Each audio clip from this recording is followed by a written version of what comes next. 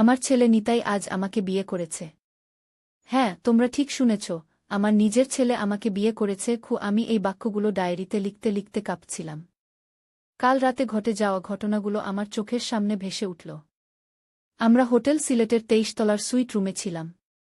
নিতাই তখন আমার হাত ধরে বলল, মা, আজ থেকে আমরা স্বামী স্ত্রী। আমি সেই পাগল ছেলের দিকে অবাক হয়ে তাকালাম। তার চোখে দৃঢ় সংকল্প। বাইরে বৃষ্টি হচ্ছিল, যেন সারা শহর ভাসিয়ে নিয়ে যাবে। আমি নিতাইকে ধাক্কা দিয়ে সরিয়ে দিলাম। তুই পাগল হয়ে গিয়েছিস। মা ছেলে কখনো বিয়ে করতে পারে? এটা পাপ। তার জবাবে সে আমাকে টেনে নিয়ে বলল, আমার কাছে তুমি শুধু মা নও, তুমি একজন নারী যাকে আমি চাই। আজ থেকে আমরা নতুন জীবন শুরু করব। এই ফাইলগুলোতে আমাদের নতুন পরিচয়পত্র আছে। তুমি অ্যান্টারা, আমার স্ত্রী গো। আমার তখন এক অদ্ভুত অনুভূতি হল। যে ছেলেটিকে আমি কোলে করে মানুষ করেছি, সেই ছেলেটি আজ আমাকে নতুন চোখে দেখছে। আমার বয়স 40। 27 বছর আগে আমি যখন 13 বছর বয়সে নিতাইকে জন্ম দিয়েছিলাম, তখন কি ভেবেছিলাম যে একদিন সে আমাকে বিয়ে করবে? আমি তার দিকে তাকালাম। নিতাই এখন 27 বছরের স্বাস্থ্যবান যুবক। তার বাবা অনেক বছর আগে আমাদের ছেড়ে চলে গিয়েছিল। আমরা এতদিন মাছেলে হিসেবে লড়াই করে বেঁচেছিলাম। কিন্তু এখন নিতাই আমাকে অন্য সম্পর্কে বাঁধতে চাইছে। মা, আমি জানি তুমি এখনই হ্যাঁ বলবে না। কিন্তু চিন্তা করো, নিতাই বলল, তোমার জীবনে কে আছে আমি ছাড়া? আমার জীবনে কে আছে তুমি ছাড়া? আমরা পরস্পরকে সুখী করতে পারি। তোমার অতীতকে ভুলে যাও। আজ থেকে তুমি আমার স্ত্রী। আমি কাঁদতে শুরু করলাম। ঠিক করতে পারছিলাম না, এটা সত্যিই ঘটছে নাকি কোনো দুঃস্বপ্ন। আমাদের বিচিত্র সম্পর্কের কাহিনী কিভাবে শুরু হল? কিভাবে আমরা মাছেলে থেকে স্বামী স্ত্রী হয়ে উঠলাম? আর কিভাবে আমরা সমাজের চোখে ধুলো দিয়ে একসাথে বাস করছি, সেই গল্প আজ তোমাদের শোনাব। একটি মায়ের গল্প, যে তার ছেলের স্ত্রী হয়ে উঠল। সেদিন রাতে আমি ঘুমাতে পারিনি। নিতাইয়ের কথাগুলো আমার মাথায় ঘুরপাক খাচ্ছিল। সে কি সত্যি সত্যি আমাকে বিয়ে করতে চায়? এটা কিভাবে সম্ভব? আমি তার মা। কিন্তু তার চোখে যে দৃঢ়তা দেখেছি, তাতে মনে হচ্ছিল সে হয়তো এটা করতেই পারে। পরের দিন সকালে আমি যখন ঘুম থেকে উঠলাম, নিতাই ইতিমধ্যে হোটেল রুমে নাস্তা নিয়ে এসেছিল। গুড মর্নিং, সে হাসি মুখে বলল, জেন, গতরাতে কিছুই ঘটেনি। আমি শক্ত হয়ে বসলাম।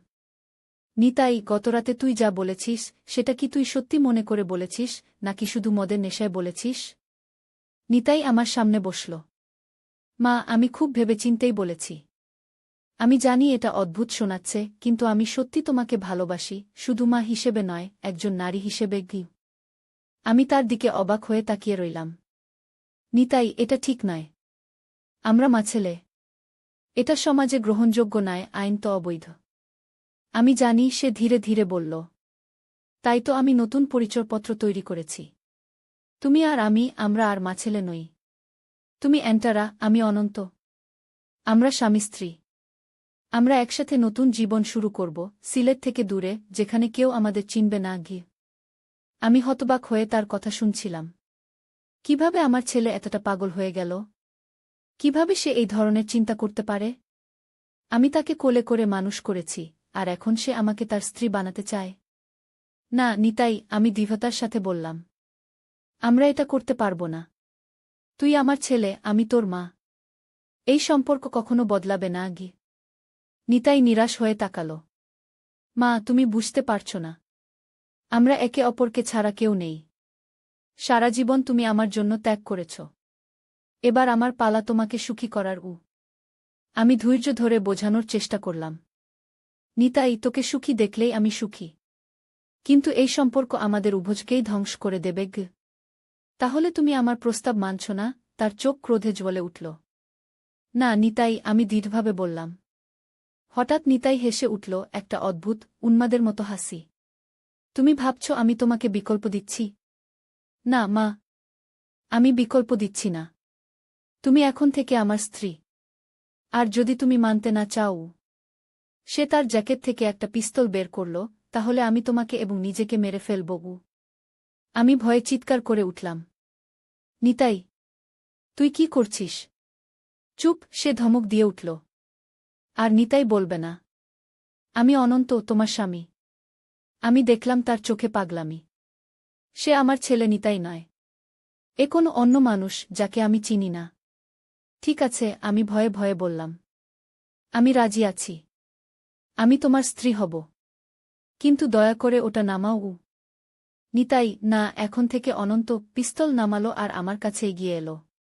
তুমি সঠিক সিদ্ধান্ত নিয়েছ অ্যান্টারা, সে আমার গালে হাত রাখল। আমরা এখন থেকে খুব সুখে থাকব। আমি মনে মনে স্থির করলাম আমাকে এখান থেকে পালাতে হবে। কিন্তু এখন নয়। আমাকে অপেক্ষা করতে হবে সঠিক সময়ের জন্য। সেই রাতে নিতাই আমাকে বলল যে আমরা পরের দিন সিলেট ছেড়ে চলে যাব। আমাদের জন্য টিকিট করে ফেলেছি, সে বলল। আমরা কক্সবাজার যাব। সেখানে আমাদের নতুন বাড়ি আছে যেখানে আমরা স্বামী স্ত্রী হিসেবে থাকব। আমি মাথা নেড়ে সম্মতি জানালাম, যেন আমি সত্যি সত্যি রাজি আছি। কিন্তু আমার মনের ভিতরে ভয়ানক ভয় আর অবিশ্বাস। আমার নিজের ছেলে আমাকে অপহরণ করেছে, আর এখন আমাকে জোর করে তার স্ত্রী হতে বাধ্য করছে। রাতে যখন নিতাই ঘুমিয়ে পড়ল, আমি ধীরে ধীরে বিছানা থেকে নামলাম। আমাকে এখনই পালাতে হবে। আমি আমার ফোন আর কিছু টাকা নিয়ে দরজার দিকে এগোলাম।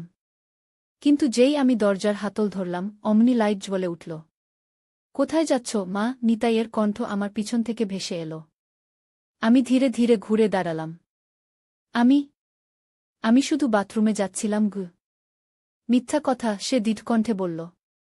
তুমি পালাতে চাইছ, কিন্তু আমি তোমাকে যেতে দেব না। আর একবার তার হাতে পিস্তল, এবার সেটা সরাসরি আমার দিকে তাক করা। বিছানায় ফিরে যাও, সে আদেশ দিল। আমি হতাশায় বিছানায় ফিরে গেলাম। নিতাই আমার পাশে শুয়ে পড়ল, পিস্তল এখনও তার হাতে। আর পালানোর চেষ্টা করবে না, সে বলল। এখন থেকে তুমি আমার আজীবন। সেই রাতে আমি ঘুমাতে পারিনি। আমি শুধু চিন্তা করছিলাম কিভাবে আমি এই নরক থেকে বের হব। কিভাবে আমি আমার ছেলেকে ফিরে পাব, আমার আসল ছেলেকে, যে এই পাগল না। পরের দিন সকালে নিতাই আমাকে কক্সবাজারের দিকে নিয়ে যাওয়ার জন্য প্রস্তুত হল।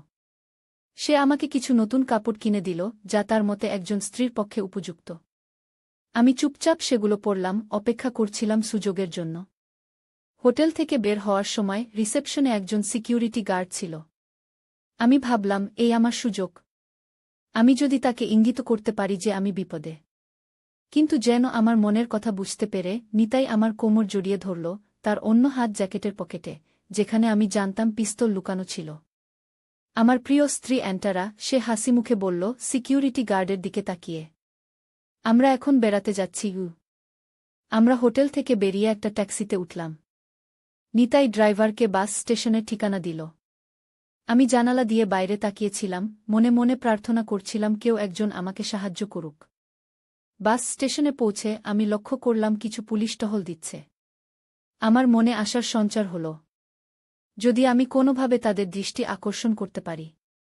নিতাই যেন আমার মনের কথা পড়তে পারছিল। কোনো বোকামি করবে না, সে আমার কানে ফিসফিস করল। যদি তুমি কাউকে কিছু বলো, আমি শুধু তোমাকে নয়, সেই ব্যক্তিকেও মেরে ফেলব। আমি মাথা নেড়ে বুঝালাম যে আমি তার কথা শুনেছি। নিতাই আমাদের জন্য কক্সবাজার যাওয়ার টিকিট কিনল, আর আমরা বাসে উঠে বসলাম। বাসে বসে আমি ভাবছিলাম এই অবস্থা থেকে আমি কিভাবে বেরোব। নিতাই আমার পাশে বসে ঘুমিয়ে পড়েছিল, কিন্তু আমি জানতাম তার হাত এখনও জ্যাকেটের পকেটে, সেই পিস্তলের কাছে। হঠাৎ বাসটা একটা জোরে ঝাঁকুনি দিয়ে থামল। সামনে কি হয়েছে দেখার জন্য আমি উকি মারলাম। রাস্তায় একটা বড় অ্যাক্সিডেন্ট হয়েছে। দুটো ট্রাক মুখোমুখি সংঘর্ষে বিধ্বস্ত অবস্থায় পড়ে আছে। বাসের ড্রাইভার মাইক্রোফোনে ঘোষণা দিলেন, যাত্রীদের দৃষ্টি আকর্ষণ করছি, সামনে একটা বড় অ্যাক্সিডেন্ট হয়েছে। রাস্তা ব্লক হয়ে আছে। আমাদের এখানে অনেকক্ষণ অপেক্ষা করতে হতে পারে। নিতাই ঘুম থেকে জেগে উঠল। কি হয়েছে, সে আমাকে জিজ্ঞেস করল। সামনে অ্যাক্সিডেন্ট হয়েছে, আমি বললাম। আমাদের অপেক্ষা করতে হবে। নিতাই বিরক্ত হয়ে বাইরে তাকাল। আমি দেখলাম অ্যাক্সিডেন্টের কারণে পুলিশ এসেছে। তারা যাত্রীদের বাস থেকে নামতে বলছে, যেন বাসটা সরিয়ে ফেলা যায়। একজন পুলিশ অফিসার আমাদের বাসে উঠে এলেন। সবাই অনুগ্রহ করে বাস থেকে নেমে আসুন, তিনি ঘোষণা দিলেন। আমরা অন্য বাসের ব্যবস্থা করছি। যাত্রীরা একে একে বাস থেকে নামতে শুরু করল। নিতাই আমার হাত ধরে শক্ত করে বসে রইল। আমরা নামব না, সে বলল। আমি কাউকে বিশ্বাস করি না। পুলিশ অফিসার আমাদের দিকে এগিয়ে এলেন। স্যার, ম্যাডাম, অনুগ্রহ করে বাস থেকে নেমে আসুন গো। নিতাই তার জ্যাকেটের পকেটে হাত রাখল। আমরা ঠিক আছি এখানে, সে বলল। আমরা অপেক্ষা করব। পুলিশ অফিসার ধীরে ধীরে বললেন, স্যার, এটা একটা অর্ডার। আপনাদের নামতে হবে গি। আমি দেখলাম নিতাই তার পকেট থেকে কিছু একটা বের করতে যাচ্ছে। আমি আর সময় নষ্ট করলাম না। আমাকে সাহায্য করুন, আমি চিৎকার করে উঠলাম। এই লোকটা আমাকে অপহরণ করেছে। এই লোকটা আমার ছেলে। ওর কাছে পিস্তল আছে। নিতাই আমার দিকে বিস্ফারিত চোখে তাকাল, তারপর পকেট থেকে পিস্তল বের করল। কিন্তু তার আগেই পুলিশ অফিসার তার উপর ঝাঁপিয়ে পড়লেন। অন্য দুজন অফিসার দৌড়ে এসে নিতাইকে ধরে ফেলল। তারা তার হাত থেকে পিস্তল কেড়ে নিল আর তাকে হাতকড়া পরিয়ে দিল। আমি কাঁদতে কাঁদতে বাস থেকে নেমে এলাম। একজন মহিলা পুলিশ অফিসার আমাকে সান্ত্বনা দিলেন। আপনি এখন নিরাপদে আছেন, তিনি বললেন। আমাদের সবকিছু বলুন গু। আমি তাদের সবকিছু বললাম, কিভাবে নিতাই আমাকে হোটেল রুমে আটকে রেখেছিল, কিভাবে সে আমাকে জোর করে তার স্ত্রী হতে বাধ্য করছিল, কিভাবে সে আমাকে কক্সবাজারে নিয়ে যাচ্ছিল যেখানে সে আমাকে চিরদিনের জন্য আটকে রাখতে চাইছিল। পুলিশ অফিসাররা আমাকে বললেন যে তারা নিতাইকে গ্রেপ্তার করবে অপহরণ, অস্ত্র রাখা আর মানসিক নির্যাতনের অভিযোগে। তারা আমাকে তাদের গাড়িতে বসালেন আর থানায় নিয়ে গেলেন। থানায় বসে আমি ভাবছিলাম আমার জীবন কিভাবে এই পরিস্থিতিতে এসে দাঁড়াল। আমার ছেলে, যাকে আমি এত ভালোবাসতাম, সে কিভাবে এমন একজন পাগল অপহরণকারীতে পরিণত হল। পুলিশের একজন মনোবিজ্ঞানী আমার সাথে কথা বললেন। তিনি বললেন যে নিতাই সম্ভবত ইলেকট্রা কমপ্লেক্সে ভুগছে, একটা মানসিক অবস্থা যেখানে ছেলেরা তাদের মাকে রোমান্টিকভাবে আকর্ষণীয় মনে করে। এটা কিছু ট্রমা বা মানসিক চাপের কারণে হতে পারে। থানা থেকে যখন বেরিয়ে এলাম তখন সন্ধ্যা হয়ে গেছে। পুলিশ আমাকে একটা উইমেন সাপোর্ট সেন্টারে নিয়ে গেল, যেখানে আমি কিছুদিন থাকতে পারব। আমি অবাক হয়ে দেখলাম সেখানে আরও অনেক মহিলা আছে যারা বিভিন্ন ধরনের নির্যাতনের শিকার হয়েছে। সেন্টারের ইনচার্জ শামিমা আপা আমাকে আদর করে বললেন, ভয় পাবেন না, আপনি এখানে নিরাপদে আছেন। আমরা আপনাকে সাহায্য করব। তিনি আমাকে একটা ছোট্ট রুম দেখালেন যেখানে আমি থাকব। আপনার ছেলে মানসিক রোগে ভুগছে, তিনি বললেন। তাকে চিকিৎসা দেওয়া হবে। আপনি এখন নিজের কথা ভাবুন। সেই রাতে আমি ঘুমাতে পারিনি। বারবার মনে হচ্ছিল কিভাবে আমার নিজের ছেলে আমার জীবনের সবচেয়ে বড় ভয় হয়ে উঠল। কেন সে এমন হয়ে গেল? আমি কি তার লালন পালনে কোথাও ভুল করেছি? পরের দিন সকালে শামিমা আপা আমাকে ডেকে নিয়ে গেলেন। অ্যান্টারা, আপনার জন্য একটা খবর আছে, তিনি বললেন। আপনার ছেলে নিতাই। সে পালিয়ে গেছে গি। আমি অবাক হয়ে গেলাম। পালিয়ে গেছে? কিভাবে?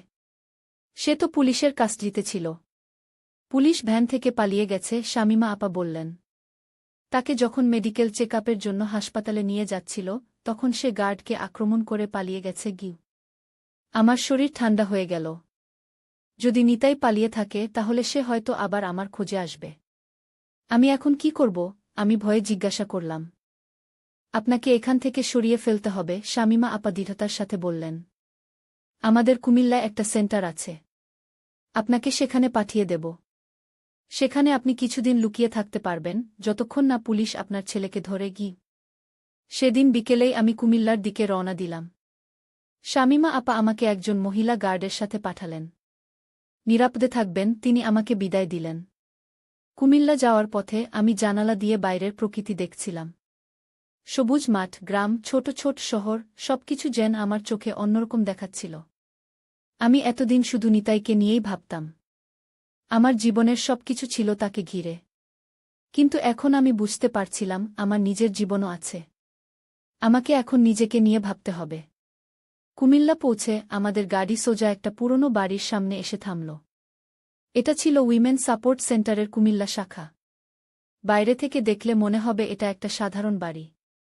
কিন্তু ভিতরে অনেক মহিলা আশ্রয় নিয়েছে যারা নানা ধরনের নির্যাতনের শিকার হয়েছে। সেন্টারের প্রধান রেহানা আপা আমাকে স্বাগত জানালেন। অ্যান্টারা, আপনি এখানে নিরাপদে আছেন, তিনি বললেন। আমাদের এখানে কেউ খুঁজে পাবে না গি। আমি তাকে ধন্যবাদ দিলাম আর আমার নতুন রুমে চলে গেলাম। রুমটা ছোট কিন্তু পরিষ্কার। একটা ছোট বিছানা, একটা টেবিল আর একটা আলমারি। এই হবে আমার নতুন ঘর, যতদিন না আমার ছেলেকে ধরা হয়। রাতে আমি লক্ষ্য করলাম সেন্টারে আরও অনেক মহিলা আছে। কেউ স্বামীর নির্যাতন থেকে পালিয়ে এসেছে, কেউ পারিবারিক সহিংসতার শিকার হয়েছে, কেউ বা মানব পাচারের হাত থেকে উদ্ধার পেয়েছে। তাদের প্রত্যেকের একটা করে গল্প আছে, প্রত্যেকেই কোনো না কোনোভাবে ভুক্তভোগী। আমি তাদের সাথে কথা বললাম, তাদের গল্প শুনলাম। এক মহিলা, শাবনম, আমাকে বললেন, আমার স্বামী আমাকে প্রতিদিন মারত। আমি 5 বছর সহ্য করেছি, তারপর একদিন পালিয়ে এসেছি। আরেক মহিলা, রুমা, বললেন, আমার পরিবার আমাকে জোর করে বিয়ে দিতে চেয়েছিল। আমি চাইনি, তাই তারা আমাকে বাড়ি থেকে বের করে দিয়েছে। তাদের গল্প শুনে আমি বুঝলাম, আমি একা নই। এই পৃথিবীতে অনেক মহিলা আছে যারা নানা ধরনের নির্যাতনের শিকার হয়েছে। আমার নিজের ছেলে আমাকে অপহরণ করেছে, এটা অবশ্যই একটা অদ্ভুত ঘটনা, কিন্তু নির্যাতনের ধরন যাই হোক না কেন, ব্যথা একই রকম। কয়েকদিন পরে এক রাতে রেহানা আপা আমাকে ডেকে নিয়ে গেলেন। তার চোখমুখ চিন্তিত দেখাচ্ছিল। অ্যান্টারা, পুলিশ থেকে খবর এসেছে, তিনি বললেন। তোমার ছেলে নিতাইকে কুমিল্লার কাছে দেখা গেছে। আমার হৃদস্পন্দন বেড়ে গেল। কি? সে এখানে? সে কি জানে আমি এখানে আছি? আমরা নিশ্চিত নই, রেহানা আপা বললেন।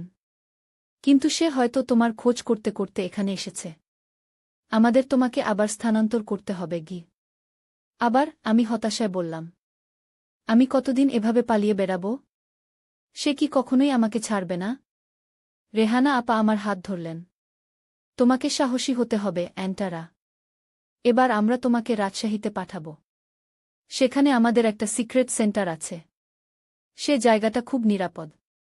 তোমার ছেলে সেখানে তোমাকে খুঁজে পাবে না। পরের দিন ভোরে আমি আবার যাত্রা শুরু করলাম, এবার রাজশাহীর দিকে। এবার আমার সাথে 2 জন গার্ড ছিল। আমরা কুমিল্লা থেকে প্রথমে ট্রেন ধরে ঢাকা, তারপর ঢাকা থেকে বাস ধরে রাজশাহী যাব। ট্রেনে বসে আমি ভাবছিলাম কতদিন এভাবে পালিয়ে বেড়াতে হবে। আমার সারা জীবন কি এভাবেই কাটবে, এক শহর থেকে আরেক শহরে, সবসময় ভয়ে ভয়ে? কিন্তু যত ভয় লাগুক, আমি জানি আমি আর কখনো নিতাইয়ের কাছে ফিরে যাব না। ট্রেন থেকে নেমে আমরা ঢাকা বাস টার্মিনালে গেলাম। সেখান থেকে রাজশাহীর বাস ধরব। আমরা যখন বাস টার্মিনালে পৌঁছলাম, হঠাৎ আমার দৃষ্টি পড়ল একটা ছেলের দিকে যে টিকিট কাউন্টারের কাছে দাঁড়িয়েছিল। আমার হৃদয় ধক করে উঠল। সে নিতাই। আমি তাড়াতাড়ি মুখ ঘুরিয়ে নিলাম, যেন সে আমাকে দেখতে না পায়। ওই ছেলেটা, আমি গার্ডদের ফিসফিস করে বললাম। ওটা আমার ছেলে, নিতাই। গার্ডরা তাড়াতাড়ি আমাকে একটা দোকানের পেছনে নিয়ে গেল। আপনি এখানে অপেক্ষা করুন, একজন গার্ড বললেন। আমরা পুলিশকে ফোন করছি। আমি ভয়ে কাঁপছিলাম। যদি নিতাই আমাকে দেখে ফেলে? যদি সে আবার আমাকে ধরে নিয়ে যায়? গার্ডরা পুলিশকে ফোন করল। কিছুক্ষণের মধ্যেই একদল পুলিশ এসে পৌঁছল। তারা সাবধানে বাস টার্মিনালে ঢুকল নিতাইকে খুঁজতে। আমি দোকানের পেছন থেকে উকি মেরে দেখছিলাম কি হচ্ছে। হঠাৎ আমি দেখলাম নিতাই পুলিশকে দেখে দৌড়ে পালাচ্ছে। পুলিশও তার পেছনে ছুটল। আমার বুক ধড়ফড় করছিল। এবার কি তারা নিতাইকে ধরতে পারবে? আমরা অপেক্ষা করছিলাম, হঠাৎ গুলির শব্দ শোনা গেল। 1 বার, 2 বার, 3 বার। তারপর সব শান্ত হয়ে গেল। কিছুক্ষণ পর একজন পুলিশ অফিসার আমাদের কাছে এলেন। সাসপেক্ট নিতাই খানকে গুলি করা হয়েছে, তিনি বললেন। সে পুলিশের দিকে পিস্তল তাক করেছিল, তাই আমাদের গুলি চালাতে হয়েছে। আমি স্তব্ধ হয়ে গেলাম। সে কি? সে মারা গেছে, পুলিশ অফিসার বললেন। আমার পা থেকে যেন শক্তি চলে গেল। আমি বসে পড়লাম। আমার ছেলে, যাকে আমি কোলে করে মানুষ করেছি, যে আমাকে অপহরণ করেছিল, যে আমাকে জোর করে তার স্ত্রী বানাতে চেয়েছিল, সে আর নেই। কিছুক্ষণ পর আমাকে থানায় নিয়ে যাওয়া হলো। সেখানে আমি নিতাইয়ের দেহ দেখলাম। তার মুখে এখনও সেই উন্মাদের হাসি। আমি কাঁদতে কাঁদতে বললাম, আমি তোকে এমন দেখতে চাইনি, নিতাই। আমি তোকে সুস্থ দেখতে চেয়েছিলাম। পরের কয়েকদিন আমার জীবনের সবচেয়ে কঠিন সময় ছিল। আমি নিতাইয়ের লাশ নিয়ে আমাদের পুরনো বাড়িতে ফিরে গেলাম। সেখানে তাকে দাফন করলাম। আমাদের পাড়ার লোকজন অবাক হয়ে আমাকে দেখছিল, তারা জানতই না আমি কোথায় ছিলাম এতদিন, কেনই বা নিতাই মারা গেল। আমি তাদের সত্যি ঘটনা বলিনি। বললাম নিতাই একটা অ্যাক্সিডেন্টে মারা গেছে। তারা বিশ্বাস করল বা না করল, আমি জানি না। নিতাইয়ের মৃত্যুর পর আমি একা হয়ে গেলাম। আমার জীবনে আর কেউ ছিল না।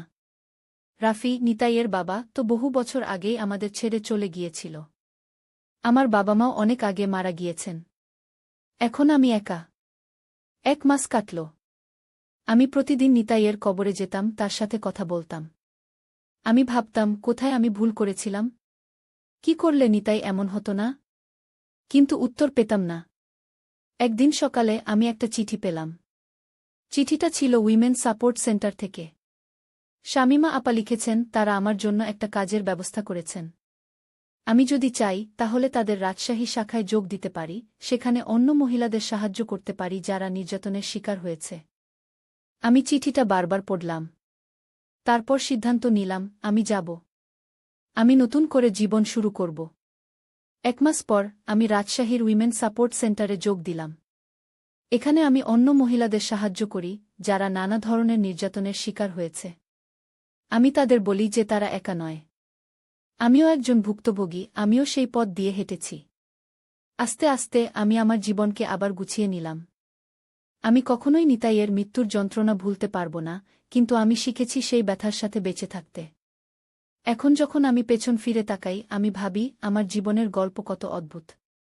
আমি শুরু করেছিলাম একজন 13 বছরের মা হিসেবে, তারপর হয়েছিলাম একজন আতঙ্কিত অপহরণের শিকার, আর এখন আমি একজন সাহসী মহিলা, যে অন্যদের সাহায্য করে। আমার নাম অ্যান্টারা, আর এটাই আমার জীবনের অদ্ভুত রহস্য।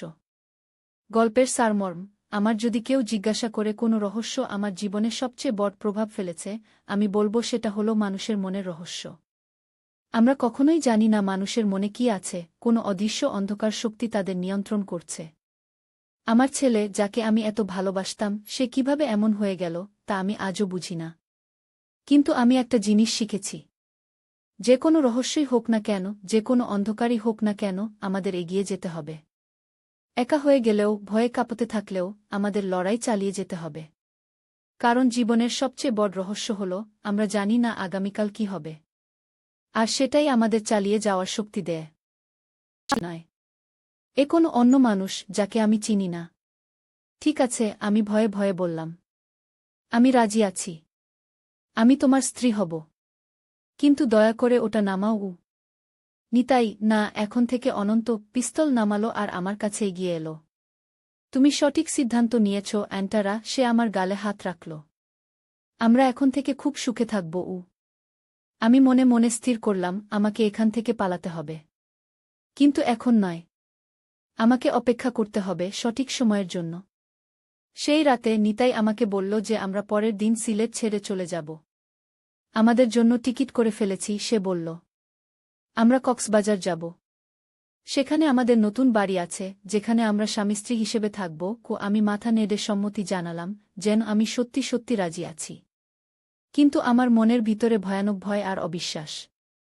আমার নিজের ছেলে আমাকে অপহরণ করেছে, আর এখন আমাকে জোর করে তার স্ত্রী হতে বাধ্য করছে। রাতে যখন নিতাই ঘুমিয়ে পড়ল, আমি ধীরে ধীরে বিছানা থেকে নামলাম। আমাকে এখনই পালাতে হবে। আমি আমার ফোন আর কিছু টাকা নিয়ে দরজার দিকে এগোলাম। কিন্তু যেই আমি দরজার হাতল ধরলাম, অমনি লাইট জ্বলে উঠল। কোথায় যাচ্ছ, মা? নিতাইয়ের কণ্ঠ আমার পিছন থেকে ভেসে এলো। আমি ধীরে ধীরে ঘুরে দাঁড়ালাম। আমি শুধু বাথরুমে যাচ্ছিলাম। মিথ্যা কথা, সে দৃঢ়কণ্ঠে বলল। তুমি পালাতে চাইছ, কিন্তু আমি তোমাকে যেতে দেব না।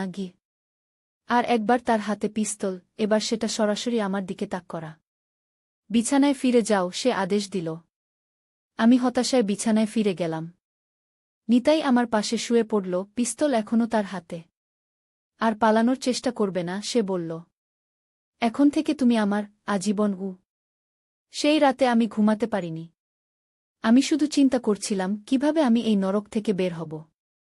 কিভাবে আমি আমার ছেলেকে ফিরে পাব, আমার আসল ছেলেকে, যে এই পাগল না।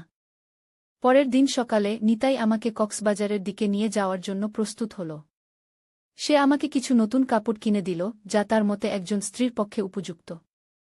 আমি চুপচাপ সেগুলো পরলাম, অপেক্ষা করছিলাম সুযোগের জন্য।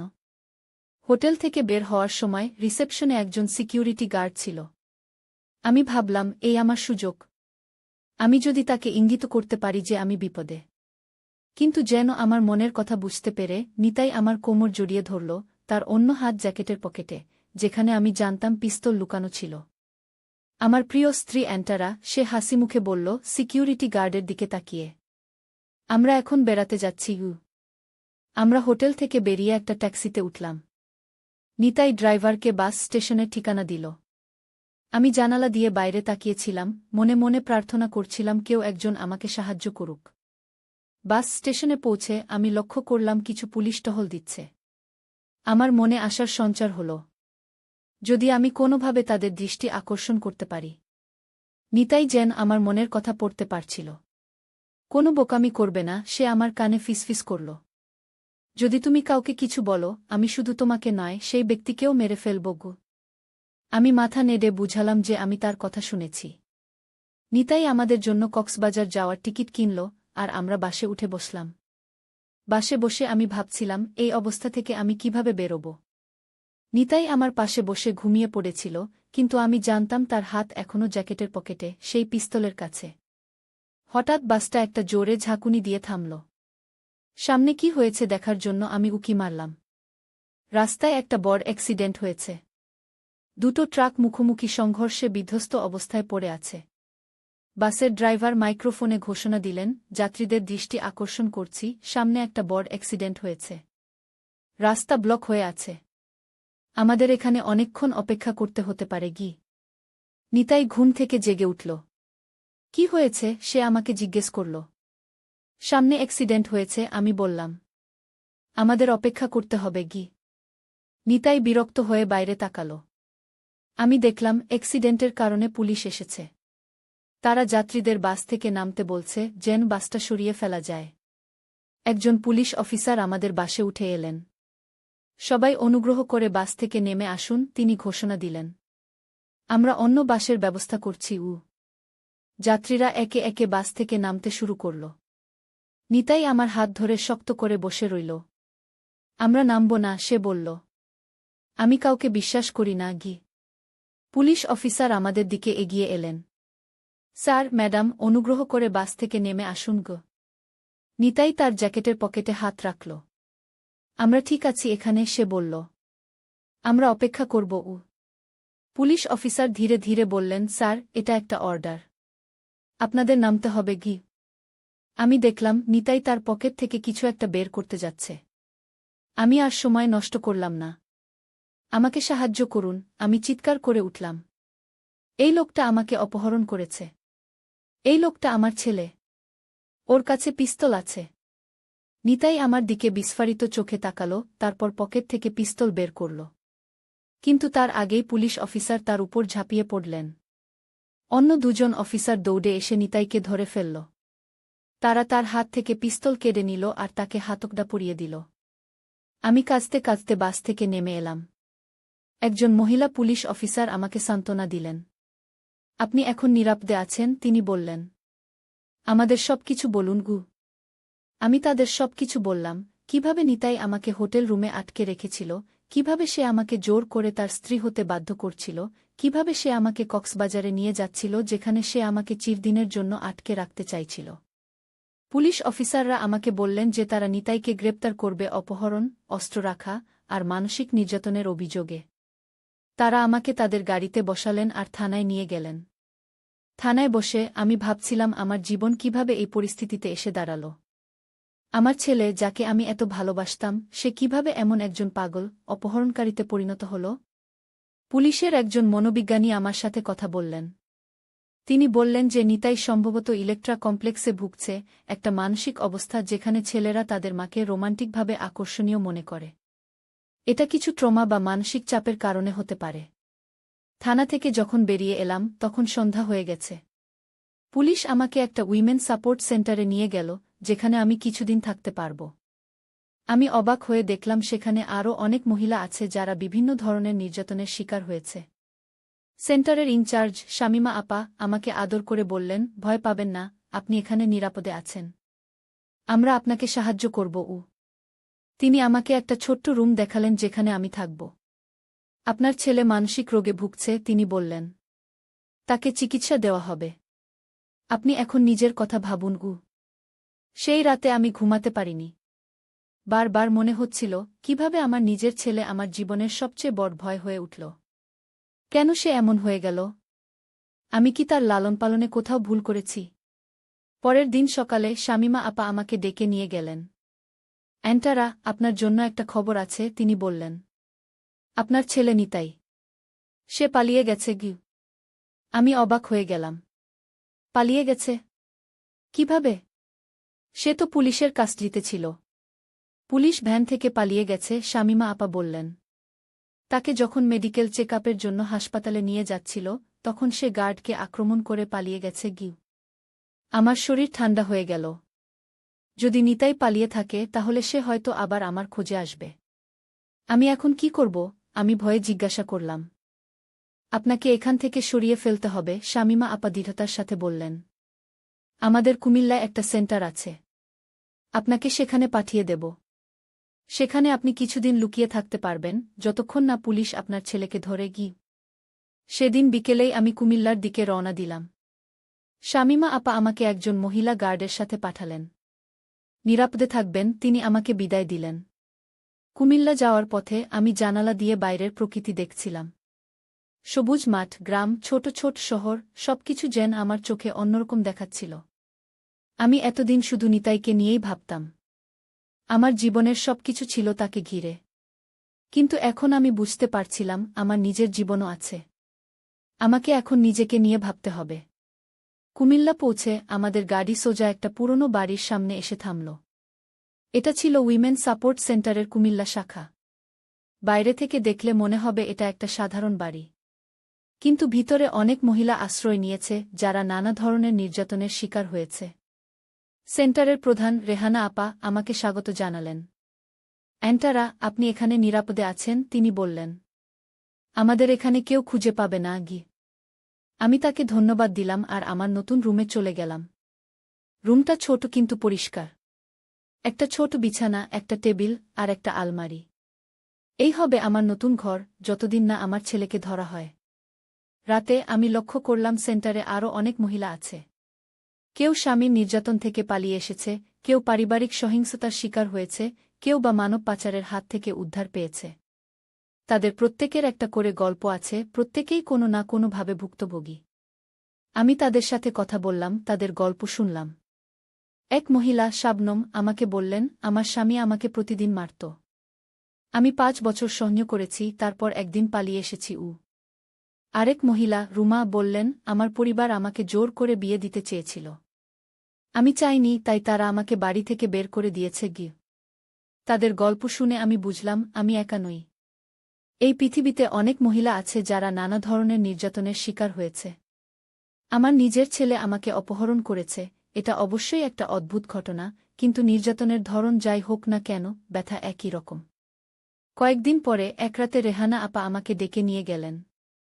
তার চোখমুখ চিন্তিত দেখাচ্ছিল। অ্যান্টারা, পুলিশ থেকে খবর এসেছে, তিনি বললেন। তোমার ছেলে নিতাইকে কুমিল্লার কাছে দেখা গেছে গি। আমার হৃদস্পন্দন বেড়ে গেল। কি? সে এখানে? সে কি জানে আমি এখানে আছি? আমরা নিশ্চিত নই, রেহানা আপা বললেন। কিন্তু সে হয়তো তোমার খোঁজ করতে করতে এখানে এসেছে। আমাদের তোমাকে আবার স্থানান্তর করতে হবে গি। আবার? আমি হতাশায় বললাম। আমি কতদিন এভাবে পালিয়ে বেড়াব? সে কি কখনোই আমাকে ছাড়বে না? রেহানা আপা আমার হাত ধরলেন। তোমাকে সাহসী হতে হবে, অ্যান্টারা। এবার আমরা তোমাকে রাজশাহীতে পাঠাব। সেখানে আমাদের একটা সিক্রেট সেন্টার আছে। সে জায়গাটা খুব নিরাপদ। তোমার ছেলে সেখানে তোমাকে খুঁজে পাবে না গি। পরের দিন ভোরে আমি আবার যাত্রা শুরু করলাম, এবার রাজশাহীর দিকে। এবার আমার সাথে 2 জন গার্ড ছিল। আমরা কুমিল্লা থেকে প্রথমে ট্রেন ধরে ঢাকা, তারপর ঢাকা থেকে বাস ধরে রাজশাহী যাব। ট্রেনে বসে আমি ভাবছিলাম কতদিন এভাবে পালিয়ে বেড়াতে হবে। আমার সারা জীবন কি এভাবেই কাটবে, এক শহর থেকে আরেক শহরে, সবসময় ভয়ে ভয়ে? কিন্তু যত ভয় লাগুক, আমি জানি আমি আর কখনো নিতাইয়ের কাছে ফিরে যাব না। ট্রেন থেকে নেমে আমরা ঢাকা বাস টার্মিনালে গেলাম। সেখান থেকে রাজশাহীর বাস ধরব। আমরা যখন বাস টার্মিনালে পৌঁছলাম, হঠাৎ আমার দৃষ্টি পড়ল একটা ছেলের দিকে যে টিকিট কাউন্টারের কাছে দাঁড়িয়েছিল। আমার হৃদয় ধক করে উঠল। সে নিতাই। আমি তাড়াতাড়ি মুখ ঘুরিয়ে নিলাম, যেন সে আমাকে দেখতে না পায়। ওই ছেলেটা, আমি গার্ডদের ফিসফিস করে বললাম। ওটা আমার ছেলে, নিতাই। গার্ডরা তাড়াতাড়ি আমাকে একটা দোকানের পেছনে নিয়ে গেল। আপনি এখানে অপেক্ষা করুন, একজন গার্ড বললেন। আমরা পুলিশকে ফোন করছি। আমি ভয়ে কাঁপছিলাম। যদি নিতাই আমাকে দেখে ফেলে? যদি সে আবার আমাকে ধরে নিয়ে যায়? গার্ডরা পুলিশকে ফোন করল। কিছুক্ষণের মধ্যেই একদল পুলিশ এসে পৌঁছল। তারা সাবধানে বাস টার্মিনালে ঢুকল নিতাইকে খুঁজতে। আমি দোকানের পেছন থেকে উকি মেরে দেখছিলাম কি হচ্ছে। হঠাৎ আমি দেখলাম নিতাই পুলিশকে দেখে দৌড়ে পালাচ্ছে। পুলিশও তার পেছনে ছুটল। আমার বুক ধড়ফড় করছিল। এবার কি তারা নিতাইকে ধরতে পারবে? আমরা অপেক্ষা করছিলাম, হঠাৎ গুলির শব্দ শোনা গেল। একবার, দুবার, তিনবার। তারপর সব শান্ত হয়ে গেল। কিছুক্ষণ পর একজন পুলিশ অফিসার আমাদের কাছে এলেন। সাসপেক্ট নিতাই খানকে গুলি করা হয়েছে, তিনি বললেন। সে পুলিশের দিকে পিস্তল তাক করেছিল, তাই আমাদের গুলি চালাতে হয়েছে। আমি স্তব্ধ হয়ে গেলাম। সে কিউ? সে মারা গেছে, পুলিশ অফিসার বললেন। আমার পা থেকে যেন শক্তি চলে গেল। আমি বসে পড়লাম। আমার ছেলে, যাকে আমি কোলে করে মানুষ করেছি, যে আমাকে অপহরণ করেছিল, যে আমাকে জোর করে তার স্ত্রী বানাতে চেয়েছিল, সে আর নেই। কিছুক্ষণ পর আমাকে থানায় নিয়ে যাওয়া হলো। সেখানে আমি নিতাইয়ের দেহ দেখলাম। তার মুখে এখনও সেই উন্মাদের হাসি। আমি কাঁদতে কাঁদতে বললাম, আমি তোকে এমন দেখতে চাইনি নিতাই। আমি তোকে সুস্থ দেখতে চেয়েছিলাম। পরের কয়েকদিন আমার জীবনের সবচেয়ে কঠিন সময় ছিল। আমি নিতাইয়ের লাশ নিয়ে আমাদের পুরনো বাড়িতে ফিরে গেলাম। সেখানে তাকে দাফন করলাম। আমাদের পাড়ার লোকজন অবাক হয়ে আমাকে দেখছিল, তারা জানতই না আমি কোথায় ছিলাম এতদিন, কেনই বা নিতাই মারা গেল। আমি তাদের সত্যি ঘটনা বলিনি।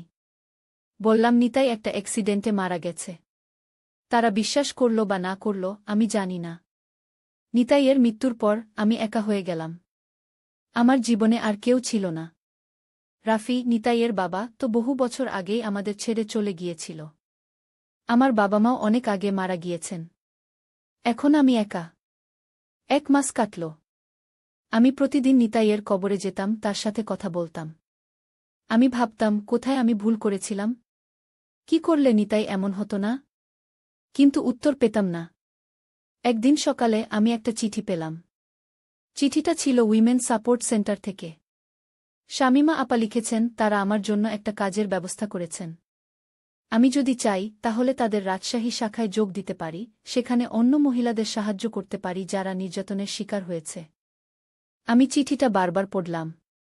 তারপর সিদ্ধান্ত নিলাম, আমি যাব। আমি নতুন করে জীবন শুরু করব। 1 মাস পর আমি রাজশাহীর উইমেন সাপোর্ট সেন্টারে যোগ দিলাম। এখানে আমি অন্য মহিলাদের সাহায্য করি, যারা নানা ধরনের নির্যাতনের শিকার হয়েছে। আমি তাদের বলি যে তারা একা নয়। আমিও একজন ভুক্তভোগী, আমিও সেই পথ দিয়ে হেঁটেছি। আস্তে আস্তে আমি আমার জীবনকে আবার গুছিয়ে নিলাম। আমি কখনোই নিতাইয়ের মৃত্যুর যন্ত্রণা ভুলতে পারব না, কিন্তু আমি শিখেছি সেই ব্যথার সাথে বেঁচে থাকতে। এখন যখন আমি পেছন ফিরে তাকাই, আমি ভাবি আমার জীবনের গল্প কত অদ্ভুত। আমি শুরু করেছিলাম একজন 13 বছরের মা হিসেবে, তারপর হয়েছিলাম একজন আতঙ্কিত অপহরণের শিকার, আর এখন আমি একজন সাহসী মহিলা, যে অন্যদের সাহায্য করে। আমার নাম অ্যান্টারা, আর এটাই আমার জীবনের অদ্ভুত রহস্য। গল্পের সারমর্ম, আমার যদি কেউ জিজ্ঞাসা করে কোনো রহস্য আমার জীবনে সবচেয়ে বড় প্রভাব ফেলেছে, আমি বলবো সেটা হলো মানুষের মনের রহস্য। আমরা কখনোই জানি না মানুষের মনে কি আছে, কোনো অদৃশ্য অন্ধকার শক্তি তাদের নিয়ন্ত্রণ করছে। আমার ছেলে, যাকে আমি এত ভালোবাসতাম, সে কিভাবে এমন হয়ে গেল, তা আমি আজও বুঝি না। কিন্তু আমি একটা জিনিস শিখেছি। যে কোনো রহস্যই হোক না কেন, যে কোনো অন্ধকারই হোক না কেন, আমাদের এগিয়ে যেতে হবে। একা হয়ে গেলেও, ভয়ে কাঁপতে থাকলেও, আমাদের লড়াই চালিয়ে যেতে হবে। কারণ জীবনের সবচেয়ে বড় রহস্য হল, আমরা জানি না আগামীকাল কি হবে। আর সেটাই আমাদের চালিয়ে যাওয়ার শক্তি দেয়। নয় এ কোনো অন্য মানুষ, যাকে আমি চিনি না। ঠিক আছে, আমি ভয়ে ভয়ে বললাম। আমি রাজি আছি। আমি তোমার স্ত্রী হব। কিন্তু দয়া করে ওটা নামাও। নিতাই, না, এখন থেকে অনন্ত। পিস্তল নামালো আর আমার কাছে এগিয়ে এলো। তুমি সঠিক সিদ্ধান্ত নিয়েছ অ্যান্টারা, সে আমার গালে হাত রাখল। আমরা এখন থেকে খুব সুখে থাকব। আমি মনে মনে স্থির করলাম, আমাকে এখান থেকে পালাতে হবে। কিন্তু এখন নয়। আমাকে অপেক্ষা করতে হবে সঠিক সময়ের জন্য।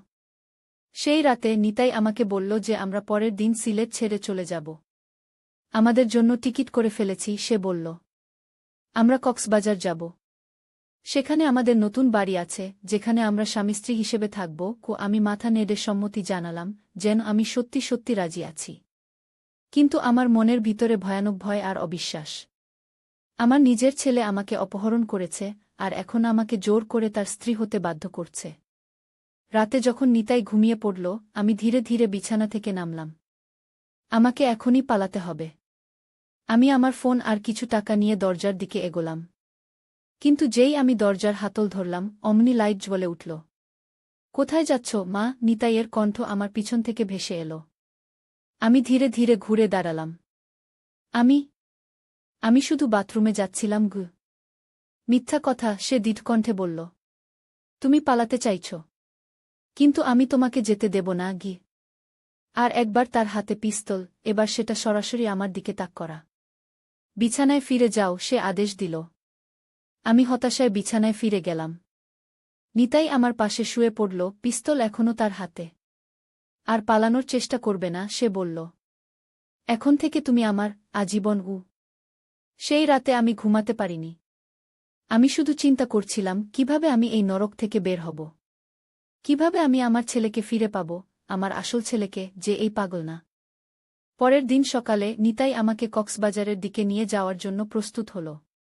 সে আমাকে কিছু নতুন কাপড় কিনে দিল, যা তার মতে একজন স্ত্রীর পক্ষে উপযুক্ত। আমি চুপচাপ সেগুলো পরলাম, অপেক্ষা করছিলাম সুযোগের জন্য। হোটেল থেকে বের হওয়ার সময় রিসেপশনে একজন সিকিউরিটি গার্ড ছিল। আমি ভাবলাম, এই আমার সুযোগ। আমি যদি তাকে ইঙ্গিত করতে পারি যে আমি বিপদে।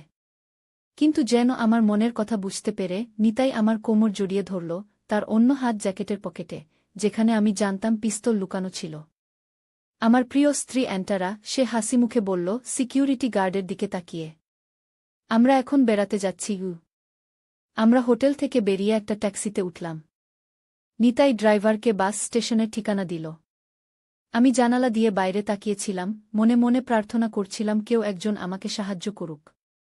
বাস স্টেশনে পৌঁছে আমি লক্ষ্য করলাম কিছু পুলিশ টহল দিচ্ছে। আমার মনে আসার সঞ্চার হল, যদি আমি কোনোভাবে তাদের দৃষ্টি আকর্ষণ করতে পারি। নিতাই যেন আমার মনের কথা পড়তে পারছিল। কোনো বোকামি করবে না, সে আমার কানে ফিসফিস করল। যদি তুমি কাউকে কিছু বলো, আমি শুধু তোমাকে নয়, সেই ব্যক্তিকেও মেরে ফেলব। আমি মাথা নেড়ে বুঝালাম যে আমি তার কথা শুনেছি। নিতাই আমাদের জন্য কক্সবাজার যাওয়ার টিকিট কিনল, আর আমরা বাসে উঠে বসলাম। বাসে বসে আমি ভাবছিলাম, এই অবস্থা থেকে আমি কিভাবে বেরোব। নিতাই আমার পাশে বসে ঘুমিয়ে পড়েছিল, কিন্তু আমি জানতাম তার হাত এখনও জ্যাকেটের পকেটে, সেই পিস্তলের কাছে। হঠাৎ বাসটা একটা জোরে ঝাঁকুনি দিয়ে থামল। সামনে কি হয়েছে দেখার জন্য আমি উকি মারলাম। রাস্তায় একটা বড় অ্যাক্সিডেন্ট হয়েছে। দুটো ট্রাক মুখোমুখি সংঘর্ষে বিধ্বস্ত অবস্থায় পড়ে আছে। বাসের ড্রাইভার মাইক্রোফোনে ঘোষণা দিলেন, যাত্রীদের দৃষ্টি আকর্ষণ করছি, সামনে একটা বড় অ্যাক্সিডেন্ট হয়েছে। রাস্তা ব্লক হয়ে আছে। আমাদের এখানে অনেকক্ষণ অপেক্ষা করতে হতে পারে। নিতাই ঘুম থেকে জেগে উঠল। কি হয়েছে, সে আমাকে জিজ্ঞেস করল। সামনে অ্যাক্সিডেন্ট হয়েছে, আমি বললাম। আমাদের অপেক্ষা করতে হবে। নিতাই বিরক্ত হয়ে বাইরে তাকাল। আমি দেখলাম অ্যাক্সিডেন্টের কারণে পুলিশ এসেছে। তারা যাত্রীদের বাস থেকে নামতে বলছে, যেন বাসটা সরিয়ে ফেলা যায়। একজন পুলিশ অফিসার আমাদের বাসে উঠে এলেন। সবাই অনুগ্রহ করে বাস থেকে নেমে আসুন, তিনি ঘোষণা দিলেন। আমরা অন্য বাসের ব্যবস্থা করছি। যাত্রীরা একে একে বাস থেকে নামতে শুরু করল। নিতাই আমার হাত ধরে শক্ত করে বসে রইল। আমরা নামব না, সে বলল। আমি কাউকে বিশ্বাস করি না। পুলিশ অফিসার আমাদের দিকে এগিয়ে এলেন।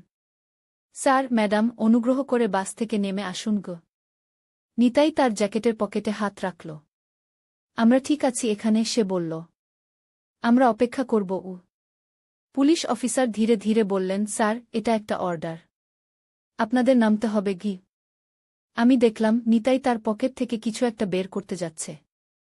আমি আর সময় নষ্ট করলাম না। আমাকে সাহায্য করুন, আমি চিৎকার করে উঠলাম। এই লোকটা আমাকে অপহরণ করেছে। এই লোকটা আমার ছেলে। ওর কাছে পিস্তল আছে। নিতাই আমার দিকে বিস্ফারিত চোখে তাকালো, তারপর পকেট থেকে পিস্তল বের করল। কিন্তু তার আগেই পুলিশ অফিসার তার উপর ঝাঁপিয়ে পড়লেন। অন্য দুজন অফিসার দৌড়ে এসে নিতাইকে ধরে ফেলল। তারা তার হাত থেকে পিস্তল কেড়ে নিল আর তাকে হাতকড়া পরিয়ে দিল। আমি কাঁদতে কাঁদতে বাস থেকে নেমে এলাম। একজন মহিলা পুলিশ অফিসার আমাকে সান্ত্বনা দিলেন। আপনি এখন নিরাপদে আছেন, তিনি বললেন। আমাদের সবকিছু বলুন গু। আমি তাদের সবকিছু বললাম, কিভাবে নিতাই আমাকে হোটেল রুমে আটকে রেখেছিল, কিভাবে সে আমাকে জোর করে তার স্ত্রী হতে বাধ্য করছিল, কিভাবে সে আমাকে কক্সবাজারে নিয়ে যাচ্ছিল যেখানে সে আমাকে চিরদিনের জন্য আটকে রাখতে চাইছিল। পুলিশ অফিসাররা আমাকে বললেন যে তারা নিতাইকে গ্রেপ্তার করবে অপহরণ, অস্ত্র রাখা আর মানসিক নির্যাতনের অভিযোগে। তারা আমাকে তাদের গাড়িতে বসালেন আর থানায় নিয়ে গেলেন। থানায় বসে আমি ভাবছিলাম আমার জীবন কিভাবে এই পরিস্থিতিতে এসে দাঁড়াল। আমার ছেলে, যাকে আমি এত ভালোবাসতাম, সে কিভাবে এমন একজন পাগল, অপহরণকারীতে পরিণত হল। পুলিশের একজন মনোবিজ্ঞানী আমার সাথে কথা বললেন। তিনি বললেন যে নিতাই সম্ভবত ইলেকট্রা কমপ্লেক্সে ভুগছে, একটা মানসিক অবস্থা যেখানে ছেলেরা তাদের মাকে রোমান্টিকভাবে আকর্ষণীয় মনে করে। এটা কিছু ট্রমা বা মানসিক চাপের কারণে হতে পারে। থানা থেকে যখন বেরিয়ে এলাম তখন সন্ধ্যা হয়ে গেছে। পুলিশ আমাকে একটা উইমেন সাপোর্ট সেন্টারে নিয়ে গেল, যেখানে আমি কিছুদিন থাকতে পারব। আমি অবাক হয়ে দেখলাম সেখানে আরও অনেক মহিলা আছে যারা বিভিন্ন ধরনের নির্যাতনের শিকার হয়েছে। সেন্টারের ইনচার্জ শামিমা আপা আমাকে আদর করে বললেন, ভয় পাবেন না, আপনি এখানে নিরাপদে আছেন। আমরা আপনাকে সাহায্য করব। তিনি আমাকে একটা ছোট্ট রুম দেখালেন যেখানে আমি থাকব। আপনার ছেলে মানসিক রোগে ভুগছে, তিনি বললেন। তাকে চিকিৎসা দেওয়া হবে। আপনি এখন নিজের কথা ভাবুন। সেই রাতে আমি ঘুমাতে পারিনি। বারবার মনে হচ্ছিল, কিভাবে আমার নিজের ছেলে আমার জীবনের সবচেয়ে বড় ভয় হয়ে উঠল। কেন সে এমন হয়ে গেল? আমি কি তার লালন পালনে কোথাও ভুল করেছি? পরের দিন সকালে শামিমা আপা আমাকে ডেকে নিয়ে গেলেন। অ্যান্টারা, আপনার জন্য একটা খবর আছে, তিনি বললেন। আপনার ছেলে নিতাই। সে পালিয়ে গেছে। আমি অবাক হয়ে গেলাম। পালিয়ে গেছে? কিভাবে? সে তো পুলিশের কাস্টডিতে ছিল। পুলিশ ভ্যান থেকে পালিয়ে গেছে, শামিমা আপা বললেন। তাকে যখন মেডিকেল চেকআপের জন্য হাসপাতালে নিয়ে যাচ্ছিল তখন সে গার্ডকে আক্রমণ করে পালিয়ে গেছে। আমার শরীর ঠান্ডা হয়ে গেল। যদি নিতাই পালিয়ে থাকে তাহলে সে হয়তো আবার আমার খোঁজে আসবে। আমি এখন কি করব? আমি ভয়ে জিজ্ঞাসা করলাম। আপনাকে এখান থেকে সরিয়ে ফেলতে হবে, শামিমা আপা দৃঢ়তার সাথে বললেন। আমাদের কুমিল্লায় একটা সেন্টার আছে। আপনাকে সেখানে পাঠিয়ে দেব। সেখানে আপনি কিছুদিন লুকিয়ে থাকতে পারবেন, যতক্ষণ না পুলিশ আপনার ছেলেকে ধরে। সেদিন বিকেলেই আমি কুমিল্লার দিকে রওনা দিলাম। শামিমা আপা আমাকে একজন মহিলা গার্ডের সাথে পাঠালেন। নিরাপদে থাকবেন, তিনি আমাকে বিদায় দিলেন। কুমিল্লা যাওয়ার পথে আমি জানালা দিয়ে বাইরের প্রকৃতি দেখছিলাম। সবুজ মাঠ, গ্রাম, ছোট ছোট শহর, সবকিছু যেন আমার চোখে অন্যরকম দেখাচ্ছিল। আমি এতদিন শুধু নিতাইকে নিয়েই ভাবতাম। আমার জীবনের সবকিছু ছিল তাকে ঘিরে। কিন্তু এখন আমি বুঝতে পারছিলাম আমার নিজের জীবনও আছে। আমাকে এখন নিজেকে নিয়ে ভাবতে হবে। কুমিল্লা পৌঁছে আমাদের গাড়ি সোজা একটা পুরনো বাড়ির সামনে এসে থামল। এটা ছিল উইমেন সাপোর্ট সেন্টারের কুমিল্লা শাখা। বাইরে থেকে দেখলে মনে হবে এটা একটা সাধারণ বাড়ি। কিন্তু ভিতরে অনেক মহিলা আশ্রয় নিয়েছে যারা নানা ধরনের নির্যাতনের শিকার হয়েছে। সেন্টারের প্রধান রেহানা আপা আমাকে স্বাগত জানালেন। অ্যান্টারা, আপনি এখানে নিরাপদে আছেন, তিনি বললেন। আমাদের এখানে কেউ খুঁজে পাবে না। আমি তাকে ধন্যবাদ দিলাম আর আমার নতুন রুমে চলে গেলাম। রুমটা ছোট কিন্তু পরিষ্কার।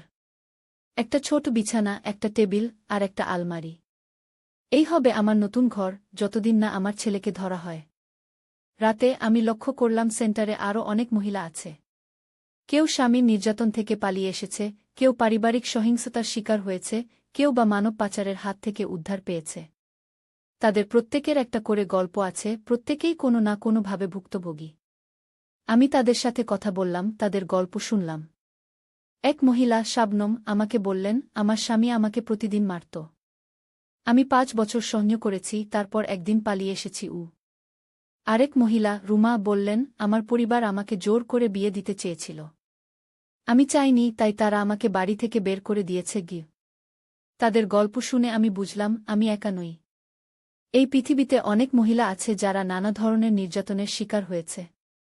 আমার নিজের ছেলে আমাকে অপহরণ করেছে, এটা অবশ্যই একটা অদ্ভুত ঘটনা, কিন্তু নির্যাতনের ধরন যাই হোক না কেন, ব্যথা একই রকম। কয়েকদিন পরে এক রাতে রেহানা আপা আমাকে ডেকে নিয়ে গেলেন। তার চোখমুখ চিন্তিত দেখাচ্ছিল। অ্যান্টারা, পুলিশ থেকে খবর এসেছে, তিনি বললেন। তোমার ছেলে নিতাইকে কুমিল্লার কাছে দেখা গেছে গি। আমার হৃদস্পন্দন বেড়ে গেল। কি?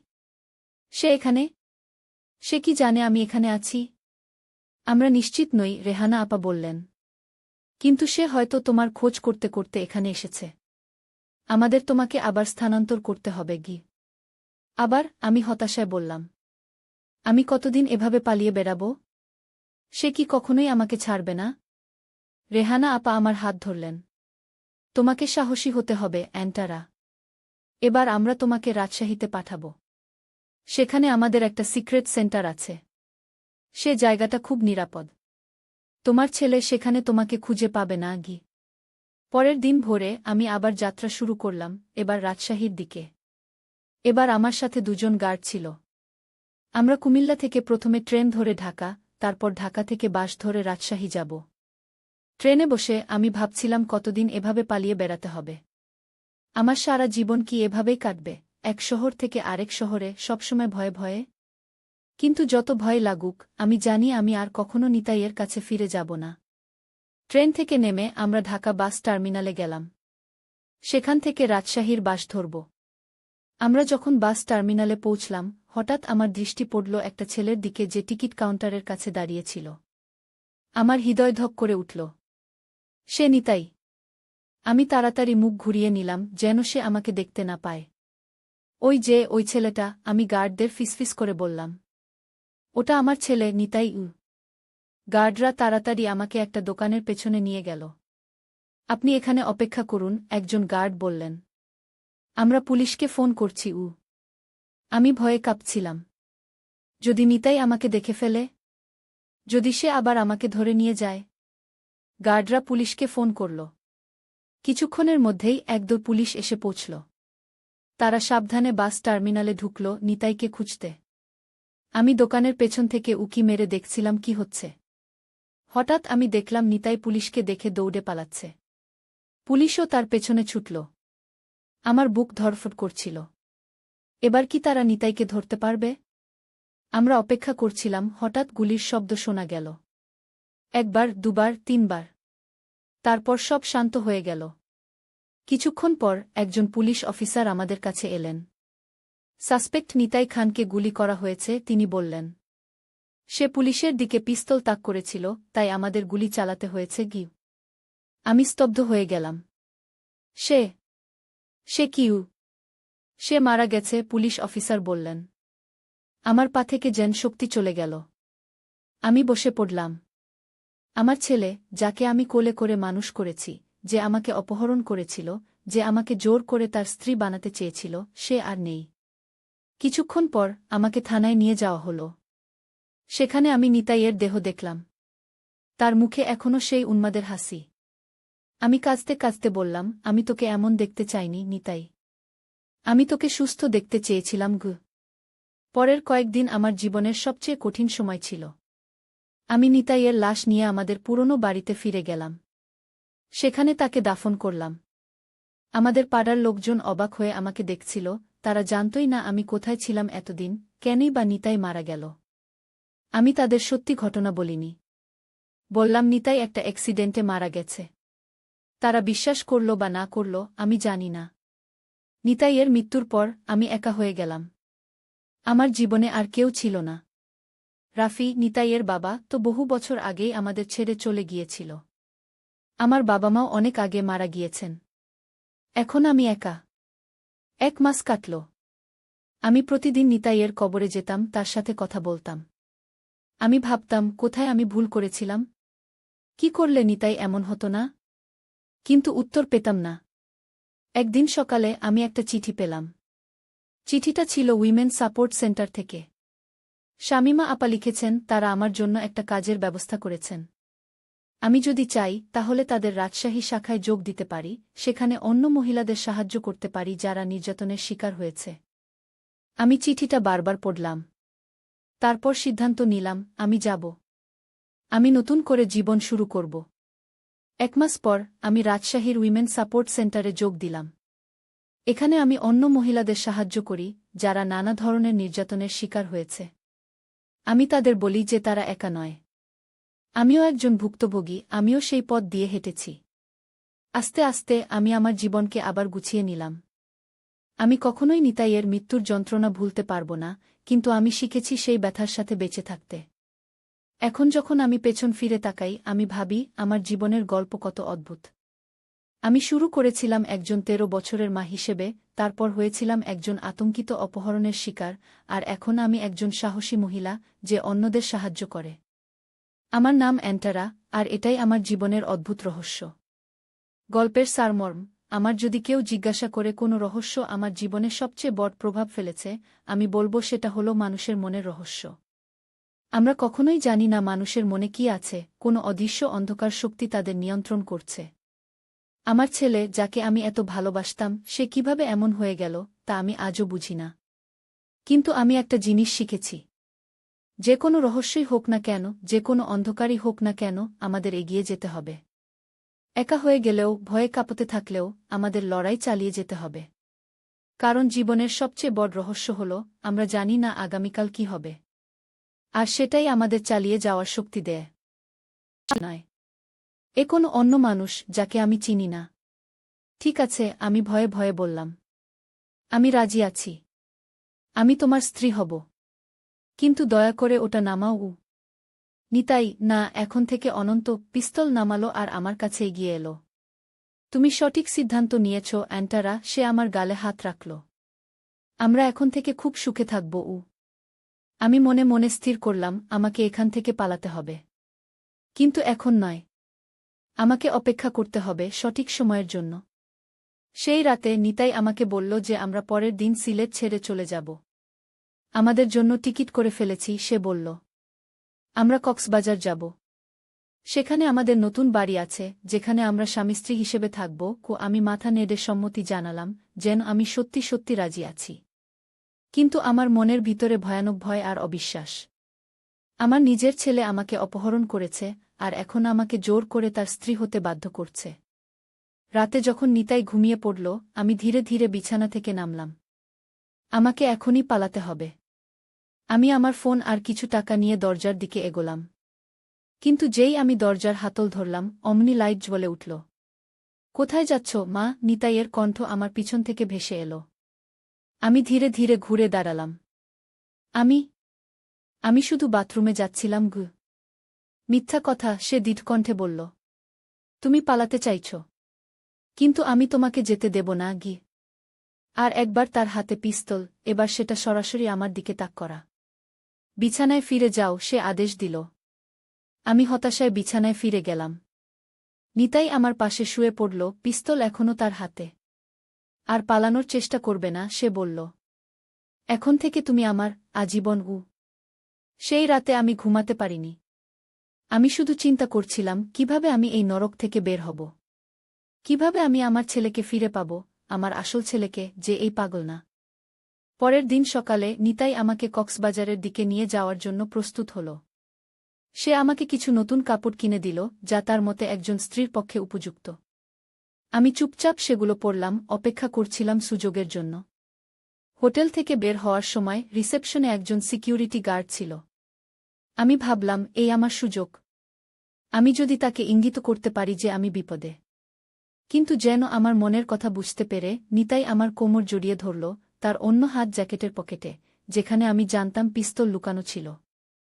আমার প্রিয় স্ত্রী অ্যান্টারা, সে হাসিমুখে বলল সিকিউরিটি গার্ডের দিকে তাকিয়ে। আমরা এখন বেড়াতে যাচ্ছি।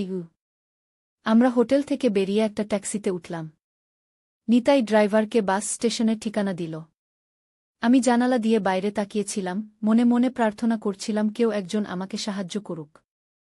বাস স্টেশনে পৌঁছে আমি লক্ষ্য করলাম কিছু পুলিশ টহল দিচ্ছে। আমার মনে আশার সঞ্চার হল। যদি আমি কোনোভাবে তাদের দৃষ্টি আকর্ষণ করতে পারি। নিতাই যেন আমার মনের কথা পড়তে পারছিল। কোনো বোকামি করবে না, সে আমার কানে ফিসফিস করল। যদি তুমি কাউকে কিছু বলো, আমি শুধু তোমাকে নয়, সেই ব্যক্তিকেও মেরে ফেলব গো। আমি মাথা নেড়ে বুঝালাম যে আমি তার কথা শুনেছি। নিতাই আমাদের জন্য কক্সবাজার যাওয়ার টিকিট কিনল, আর আমরা বাসে উঠে বসলাম। বাসে বসে আমি ভাবছিলাম, এই অবস্থা থেকে আমি কিভাবে বেরোব। নিতাই আমার পাশে বসে ঘুমিয়ে পড়েছিল, কিন্তু আমি জানতাম তার হাত এখনও জ্যাকেটের পকেটে, সেই পিস্তলের কাছে। হঠাৎ বাসটা একটা জোরে ঝাঁকুনি দিয়ে থামল। সামনে কি হয়েছে দেখার জন্য আমি উকি মারলাম। রাস্তায় একটা বড় অ্যাক্সিডেন্ট হয়েছে। দুটো ট্রাক মুখোমুখি সংঘর্ষে বিধ্বস্ত অবস্থায় পড়ে আছে। বাসের ড্রাইভার মাইক্রোফোনে ঘোষণা দিলেন, যাত্রীদের দৃষ্টি আকর্ষণ করছি, সামনে একটা বড় অ্যাক্সিডেন্ট হয়েছে। রাস্তা ব্লক হয়ে আছে। আমাদের এখানে অনেকক্ষণ অপেক্ষা করতে হতে পারে গি। নিতাই ঘুম থেকে জেগে উঠল। কি হয়েছে সে আমাকে জিজ্ঞেস করল। সামনে অ্যাক্সিডেন্ট হয়েছে আমি বললাম। আমাদের অপেক্ষা করতে হবে গি। নিতাই বিরক্ত হয়ে বাইরে তাকাল। আমি দেখলাম অ্যাক্সিডেন্টের কারণে পুলিশ এসেছে। তারা যাত্রীদের বাস থেকে নামতে বলছে, যেন বাসটা সরিয়ে ফেলা যায়। একজন পুলিশ অফিসার আমাদের বাসে উঠে এলেন। সবাই অনুগ্রহ করে বাস থেকে নেমে আসুন, তিনি ঘোষণা দিলেন। আমরা অন্য বাসের ব্যবস্থা করছি। যাত্রীরা একে একে বাস থেকে নামতে শুরু করল। নিতাই আমার হাত ধরে শক্ত করে বসে রইল। আমরা নামব না, সে বলল। আমি কাউকে বিশ্বাস করি না গি। পুলিশ অফিসার আমাদের দিকে এগিয়ে এলেন। স্যার, ম্যাডাম, অনুগ্রহ করে বাস থেকে নেমে আসুন গো। নিতাই তার জ্যাকেটের পকেটে হাত রাখল। আমরা ঠিক আছি এখানে, সে বলল। আমরা অপেক্ষা করব। পুলিশ অফিসার ধীরে ধীরে বললেন, স্যার, এটা একটা অর্ডার। আপনাদের নামতে হবে গি। আমি দেখলাম নিতাই তার পকেট থেকে কিছু একটা বের করতে যাচ্ছে। আমি আর সময় নষ্ট করলাম না। আমাকে সাহায্য করুন, আমি চিৎকার করে উঠলাম। এই লোকটা আমাকে অপহরণ করেছে। এই লোকটা আমার ছেলে। ওর কাছে পিস্তল আছে। নিতাই আমার দিকে বিস্ফারিত চোখে তাকাল, তারপর পকেট থেকে পিস্তল বের করল। কিন্তু তার আগেই পুলিশ অফিসার তার উপর ঝাঁপিয়ে পড়লেন। অন্য দুজন অফিসার দৌড়ে এসে নিতাইকে ধরে ফেলল। তারা তার হাত থেকে পিস্তল কেড়ে নিল আর তাকে হাতকড়া পরিয়ে দিল। আমি কাঁদতে কাঁদতে বাস থেকে নেমে এলাম। একজন মহিলা পুলিশ অফিসার আমাকে সান্ত্বনা দিলেন। আপনি এখন নিরাপদে আছেন, তিনি বললেন। আমাদের সবকিছু বলুন গু। আমি তাদের সবকিছু বললাম, কিভাবে নিতাই আমাকে হোটেল রুমে আটকে রেখেছিল, কিভাবে সে আমাকে জোর করে তার স্ত্রী হতে বাধ্য করছিল, কিভাবে সে আমাকে কক্সবাজারে নিয়ে যাচ্ছিল যেখানে সে আমাকে চিরদিনের জন্য আটকে রাখতে চাইছিল। পুলিশ অফিসাররা আমাকে বললেন যে তারা নিতাইকে গ্রেপ্তার করবে অপহরণ, অস্ত্র রাখা আর মানসিক নির্যাতনের অভিযোগে। তারা আমাকে তাদের গাড়িতে বসালেন আর থানায় নিয়ে গেলেন। থানায় বসে আমি ভাবছিলাম আমার জীবন কিভাবে এই পরিস্থিতিতে এসে দাঁড়াল। আমার ছেলে, যাকে আমি এত ভালোবাসতাম, সে কিভাবে এমন একজন পাগল অপহরণকারীতে পরিণত হল। পুলিশের একজন মনোবিজ্ঞানী আমার সাথে কথা বললেন।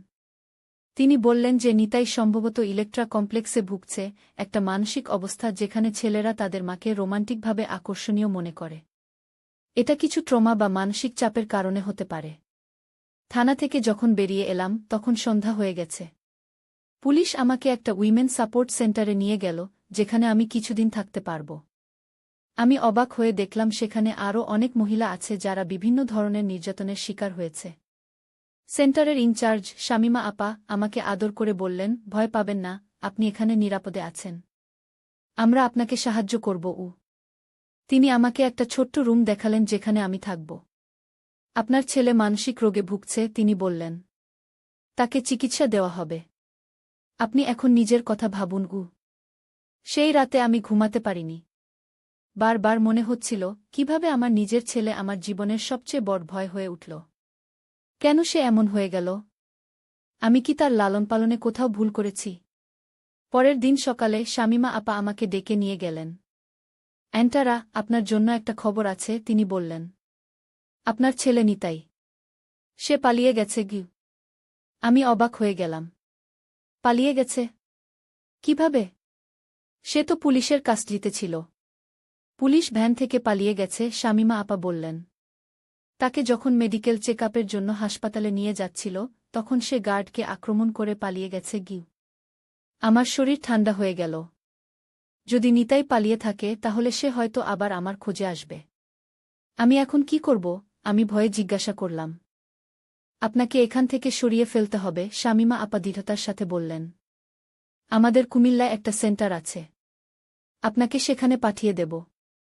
সেখানে আপনি কিছুদিন লুকিয়ে থাকতে পারবেন, যতক্ষণ না পুলিশ আপনার ছেলেকে ধরে গিয়ে। সেদিন বিকেলেই আমি কুমিল্লার দিকে রওনা দিলাম। শামীমা আপা আমাকে একজন মহিলা গার্ডের সাথে পাঠালেন। নিরাপদে থাকবেন, তিনি আমাকে বিদায় দিলেন। কুমিল্লা যাওয়ার পথে আমি জানালা দিয়ে বাইরের প্রকৃতি দেখছিলাম। সবুজ মাঠ, গ্রাম, ছোট ছোট শহর, সবকিছু যেন আমার চোখে অন্যরকম দেখাচ্ছিল। আমি এতদিন শুধু নিতাইকে নিয়েই ভাবতাম। আমার জীবনের সবকিছু ছিল তাকে ঘিরে। কিন্তু এখন আমি বুঝতে পারছিলাম আমার নিজের জীবনও আছে। আমাকে এখন নিজেকে নিয়ে ভাবতে হবে। কুমিল্লা পৌঁছে আমাদের গাড়ি সোজা একটা পুরনো বাড়ির সামনে এসে থামল। এটা ছিল উইমেন সাপোর্ট সেন্টারের কুমিল্লা শাখা। বাইরে থেকে দেখলে মনে হবে এটা একটা সাধারণ বাড়ি। কিন্তু ভিতরে অনেক মহিলা আশ্রয় নিয়েছে যারা নানা ধরনের নির্যাতনের শিকার হয়েছে। সেন্টারের প্রধান রেহানা আপা আমাকে স্বাগত জানালেন। অ্যান্টারা, আপনি এখানে নিরাপদে আছেন, তিনি বললেন। আমাদের এখানে কেউ খুঁজে পাবে না গি। আমি তাকে ধন্যবাদ দিলাম আর আমার নতুন রুমে চলে গেলাম। রুমটা ছোট কিন্তু পরিষ্কার। একটা ছোট বিছানা, একটা টেবিল আর একটা আলমারি।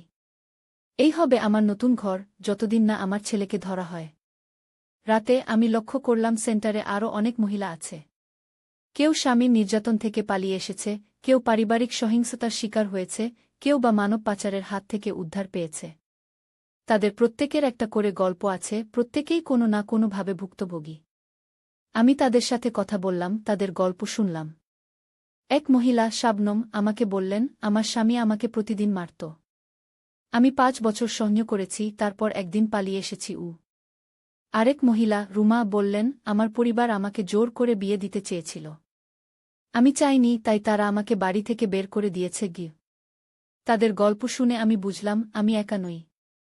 এই পৃথিবীতে অনেক মহিলা আছে যারা নানা ধরনের নির্যাতনের শিকার হয়েছে। আমার নিজের ছেলে আমাকে অপহরণ করেছে, এটা অবশ্যই একটা অদ্ভুত ঘটনা, কিন্তু নির্যাতনের ধরন যাই হোক না কেন, ব্যথা একই রকম। কয়েকদিন পরে এক রাতে রেহানা আপা আমাকে ডেকে নিয়ে গেলেন। তার চোখমুখ চিন্তিত দেখাচ্ছিল। অ্যান্টারা, পুলিশ থেকে খবর এসেছে, তিনি বললেন। তোমার ছেলে নিতাইকে কুমিল্লার কাছে দেখা গেছে গি। আমার হৃদস্পন্দন বেড়ে গেল। কি? সে এখানে? সে কি জানে আমি এখানে আছি? আমরা নিশ্চিত নই, রেহানা আপা বললেন। কিন্তু সে হয়তো তোমার খোঁজ করতে করতে এখানে এসেছে। আমাদের তোমাকে আবার স্থানান্তর করতে হবে গি। আবার? আমি হতাশায় বললাম। আমি কতদিন এভাবে পালিয়ে বেড়াব? সে কি কখনোই আমাকে ছাড়বে না? রেহানা আপা আমার হাত ধরলেন। তোমাকে সাহসী হতে হবে, অ্যান্টারা। এবার আমরা তোমাকে রাজশাহীতে পাঠাব। সেখানে আমাদের একটা সিক্রেট সেন্টার আছে। সে জায়গাটা খুব নিরাপদ। তোমার ছেলে সেখানে তোমাকে খুঁজে পাবে না গি। পরের দিন ভোরে আমি আবার যাত্রা শুরু করলাম, এবার রাজশাহীর দিকে। এবার আমার সাথে 2 জন গার্ড ছিল। আমরা কুমিল্লা থেকে প্রথমে ট্রেন ধরে ঢাকা, তারপর ঢাকা থেকে বাস ধরে রাজশাহী যাব। ট্রেনে বসে আমি ভাবছিলাম কতদিন এভাবে পালিয়ে বেড়াতে হবে।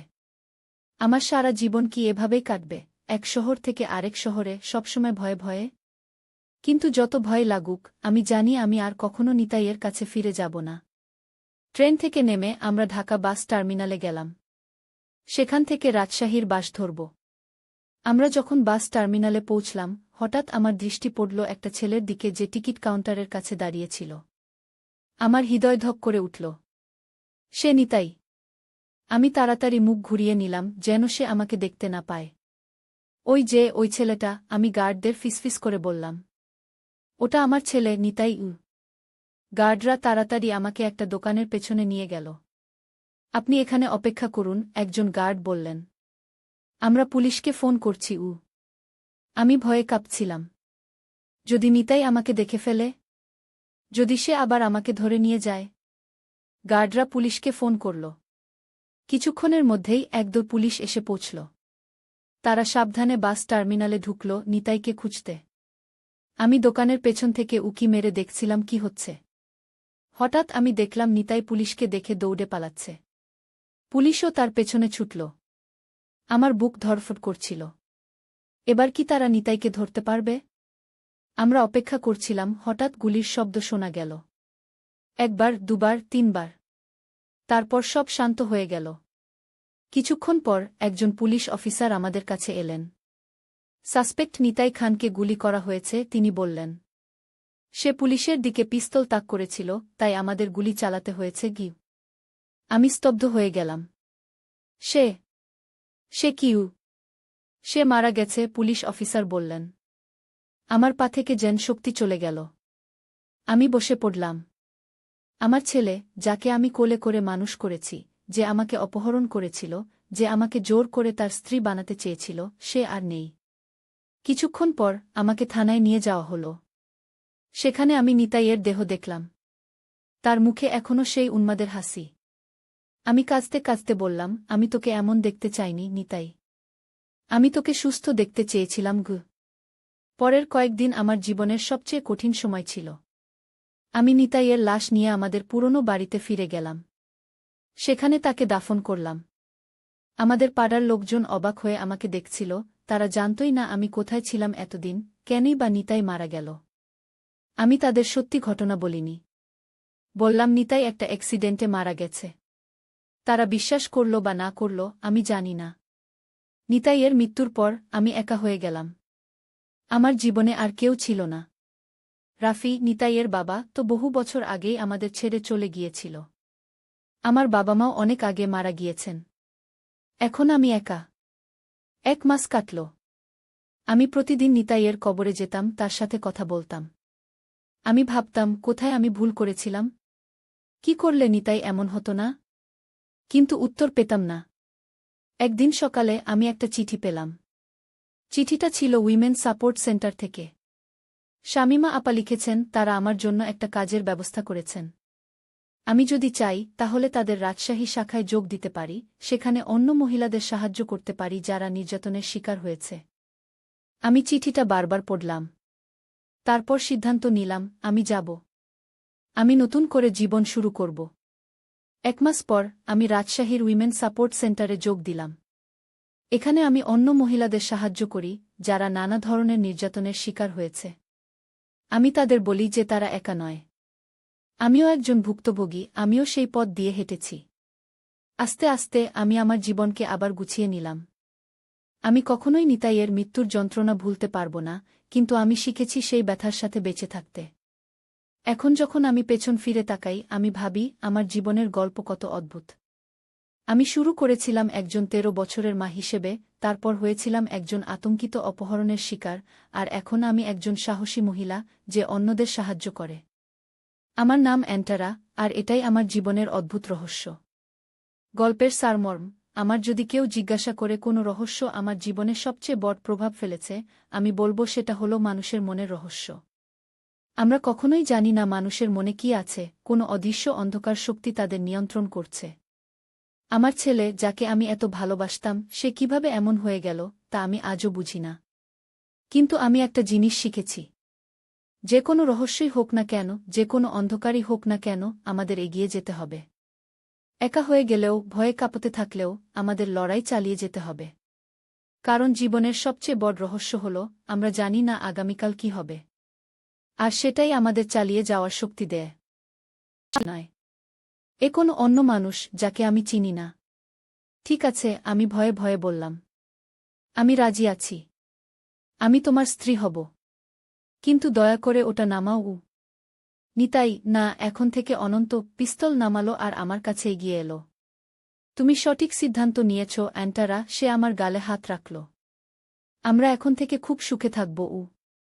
আমি মনে মনে স্থির করলাম, আমাকে এখান থেকে পালাতে হবে।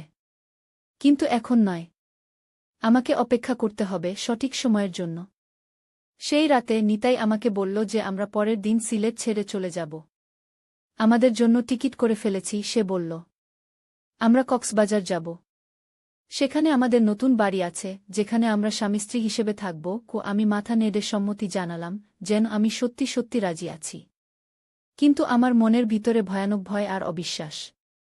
আমার নিজের ছেলে আমাকে অপহরণ করেছে, আর এখন আমাকে জোর করে তার স্ত্রী হতে বাধ্য করছে। রাতে যখন নিতাই ঘুমিয়ে পড়ল, আমি ধীরে ধীরে বিছানা থেকে নামলাম। আমাকে এখনই পালাতে হবে। আমি আমার ফোন আর কিছু টাকা নিয়ে দরজার দিকে এগোলাম। কিন্তু যেই আমি দরজার হাতল ধরলাম, অমনি লাইট জ্বলে উঠল। কোথায় যাচ্ছ, মা? নিতাইয়ের কণ্ঠ আমার পিছন থেকে ভেসে এলো। আমি ধীরে ধীরে ঘুরে দাঁড়ালাম। আমি শুধু বাথরুমে যাচ্ছিলাম। মিথ্যা কথা, সে দৃঢ়কণ্ঠে বলল। তুমি পালাতে চাইছ, কিন্তু আমি তোমাকে যেতে দেব না। আর একবার তার হাতে পিস্তল, এবার সেটা সরাসরি আমার দিকে তাক করা। বিছানায় ফিরে যাও, সে আদেশ দিল। আমি হতাশায় বিছানায় ফিরে গেলাম। নিতাই আমার পাশে শুয়ে পড়ল, পিস্তল এখনও তার হাতে। আর পালানোর চেষ্টা করবে না, সে বলল। এখন থেকে তুমি আমার আজীবন। সেই রাতে আমি ঘুমাতে পারিনি। আমি শুধু চিন্তা করছিলাম, কিভাবে আমি এই নরক থেকে বের হব। কিভাবে আমি আমার ছেলেকে ফিরে পাব, আমার আসল ছেলেকে, যে এই পাগল না। পরের দিন সকালে নিতাই আমাকে কক্সবাজারের দিকে নিয়ে যাওয়ার জন্য প্রস্তুত হল। সে আমাকে কিছু নতুন কাপড় কিনে দিল, যা তার মতে একজন স্ত্রীর পক্ষে উপযুক্ত। আমি চুপচাপ সেগুলো পরলাম, অপেক্ষা করছিলাম সুযোগের জন্য। হোটেল থেকে বের হওয়ার সময় রিসেপশনে একজন সিকিউরিটি গার্ড ছিল। আমি ভাবলাম, এই আমার সুযোগ। আমি যদি তাকে ইঙ্গিত করতে পারি যে আমি বিপদে। কিন্তু যেন আমার মনের কথা বুঝতে পেরে নিতাই আমার কোমর জড়িয়ে ধরল, তার অন্য হাত জ্যাকেটের পকেটে, যেখানে আমি জানতাম পিস্তল লুকানো ছিল। আমার প্রিয় স্ত্রী অ্যান্টারা, সে হাসিমুখে বলল, সিকিউরিটি গার্ডের দিকে তাকিয়ে। আমরা এখন বেড়াতে যাচ্ছি। আমরা হোটেল থেকে বেরিয়ে একটা ট্যাক্সিতে উঠলাম। নিতাই ড্রাইভারকে বাস স্টেশনের ঠিকানা দিল। আমি জানালা দিয়ে বাইরে তাকিয়েছিলাম, মনে মনে প্রার্থনা করছিলাম কেউ একজন আমাকে সাহায্য করুক। বাস স্টেশনে পৌঁছে আমি লক্ষ্য করলাম কিছু পুলিশ টহল দিচ্ছে। আমার মনে আশার সঞ্চার হল, যদি আমি কোনোভাবে তাদের দৃষ্টি আকর্ষণ করতে পারি। নিতাই যেন আমার মনের কথা পড়তে পারছিল। কোনো বোকামি করবে না, সে আমার কানে ফিসফিস করল। যদি তুমি কাউকে কিছু বলো, আমি শুধু তোমাকে নয়, সেই ব্যক্তিকেও মেরে ফেলব। আমি মাথা নেড়ে বুঝালাম যে আমি তার কথা শুনেছি। নিতাই আমাদের জন্য কক্সবাজার যাওয়ার টিকিট কিনল, আর আমরা বাসে উঠে বসলাম। বাসে বসে আমি ভাবছিলাম, এই অবস্থা থেকে আমি কিভাবে বেরোব। নিতাই আমার পাশে বসে ঘুমিয়ে পড়েছিল, কিন্তু আমি জানতাম তার হাত এখনও জ্যাকেটের পকেটে, সেই পিস্তলের কাছে। হঠাৎ বাসটা একটা জোরে ঝাঁকুনি দিয়ে থামল।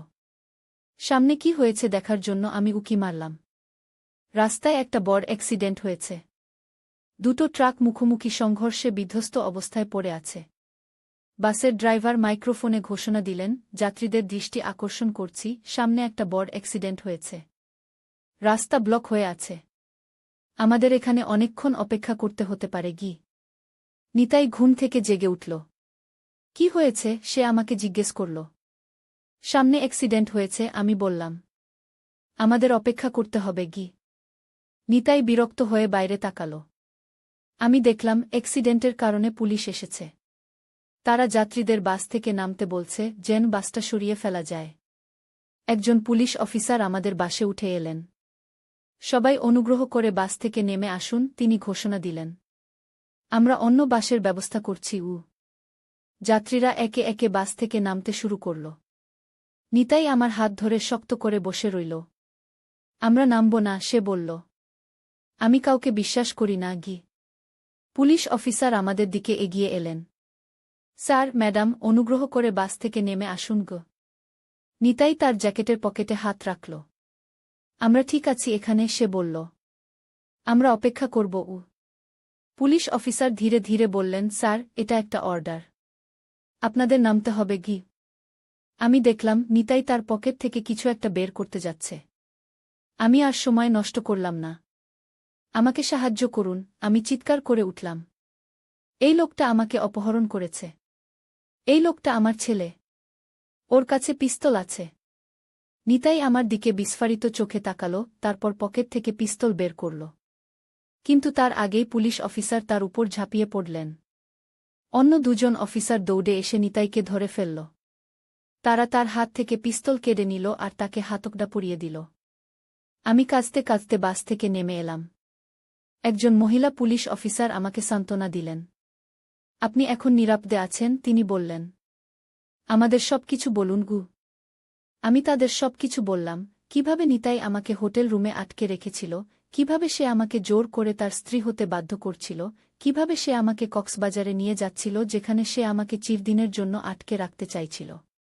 পুলিশ অফিসাররা আমাকে বললেন যে তারা নিতাইকে গ্রেপ্তার করবে অপহরণ, অস্ত্র রাখা আর মানসিক নির্যাতনের অভিযোগে। তারা আমাকে তাদের গাড়িতে বসালেন আর থানায় নিয়ে গেলেন। থানায় বসে আমি ভাবছিলাম আমার জীবন কিভাবে এই পরিস্থিতিতে এসে দাঁড়াল। আমার ছেলে, যাকে আমি এত ভালোবাসতাম, সে কিভাবে এমন একজন পাগল, অপহরণকারীতে পরিণত হল। পুলিশের একজন মনোবিজ্ঞানী আমার সাথে কথা বললেন। তিনি বললেন যে নিতাই সম্ভবত ইলেকট্রা কমপ্লেক্সে ভুগছে, একটা মানসিক অবস্থা যেখানে ছেলেরা তাদের মাকে রোমান্টিকভাবে আকর্ষণীয় মনে করে। এটা কিছু ট্রমা বা মানসিক চাপের কারণে হতে পারে। থানা থেকে যখন বেরিয়ে এলাম তখন সন্ধ্যা হয়ে গেছে। পুলিশ আমাকে একটা উইমেন সাপোর্ট সেন্টারে নিয়ে গেল, যেখানে আমি কিছুদিন থাকতে পারব। আমি অবাক হয়ে দেখলাম সেখানে আরও অনেক মহিলা আছে যারা বিভিন্ন ধরনের নির্যাতনের শিকার হয়েছে। সেন্টারের ইনচার্জ শামিমা আপা আমাকে আদর করে বললেন, ভয় পাবেন না, আপনি এখানে নিরাপদে আছেন। আমরা আপনাকে সাহায্য করব। তিনি আমাকে একটা ছোট্ট রুম দেখালেন যেখানে আমি থাকব। আপনার ছেলে মানসিক রোগে ভুগছে, তিনি বললেন। তাকে চিকিৎসা দেওয়া হবে। আপনি এখন নিজের কথা ভাবুন। সেই রাতে আমি ঘুমাতে পারিনি। বারবার মনে হচ্ছিল কিভাবে আমার নিজের ছেলে আমার জীবনের সবচেয়ে বড় ভয় হয়ে উঠল। কেন সে এমন হয়ে গেল? আমি কি তার লালন পালনে কোথাও ভুল করেছি? পরের দিন সকালে শামিমা আপা আমাকে ডেকে নিয়ে গেলেন। অ্যান্টারা, আপনার জন্য একটা খবর আছে, তিনি বললেন। আপনার ছেলে নিতাই, সে পালিয়ে গেছে। আমি অবাক হয়ে গেলাম। পালিয়ে গেছে? কিভাবে? সে তো পুলিশের কাস্টডিতে ছিল। পুলিশ ভ্যান থেকে পালিয়ে গেছে, শামিমা আপা বললেন। তাকে যখন মেডিকেল চেকআপের জন্য হাসপাতালে নিয়ে যাচ্ছিল তখন সে গার্ডকে আক্রমণ করে পালিয়ে গেছে। আমার শরীর ঠান্ডা হয়ে গেল। যদি নিতাই পালিয়ে থাকে তাহলে সে হয়তো আবার আমার খোঁজে আসবে। আমি এখন কি করব? আমি ভয়ে জিজ্ঞাসা করলাম। আপনাকে এখান থেকে সরিয়ে ফেলতে হবে, শামিমা আপা দৃঢ়তার সাথে বললেন। আমাদের কুমিল্লায় একটা সেন্টার আছে। আপনাকে সেখানে পাঠিয়ে দেব। সেখানে আপনি কিছুদিন লুকিয়ে থাকতে পারবেন, যতক্ষণ না পুলিশ আপনার ছেলেকে ধরে। সেদিন বিকেলেই আমি কুমিল্লার দিকে রওনা দিলাম। শামিমা আপা আমাকে একজন মহিলা গার্ডের সাথে পাঠালেন। নিরাপদে থাকবেন, তিনি আমাকে বিদায় দিলেন। কুমিল্লা যাওয়ার পথে আমি জানালা দিয়ে বাইরের প্রকৃতি দেখছিলাম। সবুজ মাঠ, গ্রাম, ছোট ছোট শহর, সবকিছু যেন আমার চোখে অন্যরকম দেখাচ্ছিল। আমি এতদিন শুধু নিতাইকে নিয়েই ভাবতাম। আমার জীবনের সবকিছু ছিল তাকে ঘিরে। কিন্তু এখন আমি বুঝতে পারছিলাম আমার নিজের জীবনও আছে। আমাকে এখন নিজেকে নিয়ে ভাবতে হবে। কুমিল্লা পৌঁছে আমাদের গাড়ি সোজা একটা পুরনো বাড়ির সামনে এসে থামল। এটা ছিল উইমেন সাপোর্ট সেন্টারের কুমিল্লা শাখা। বাইরে থেকে দেখলে মনে হবে এটা একটা সাধারণ বাড়ি।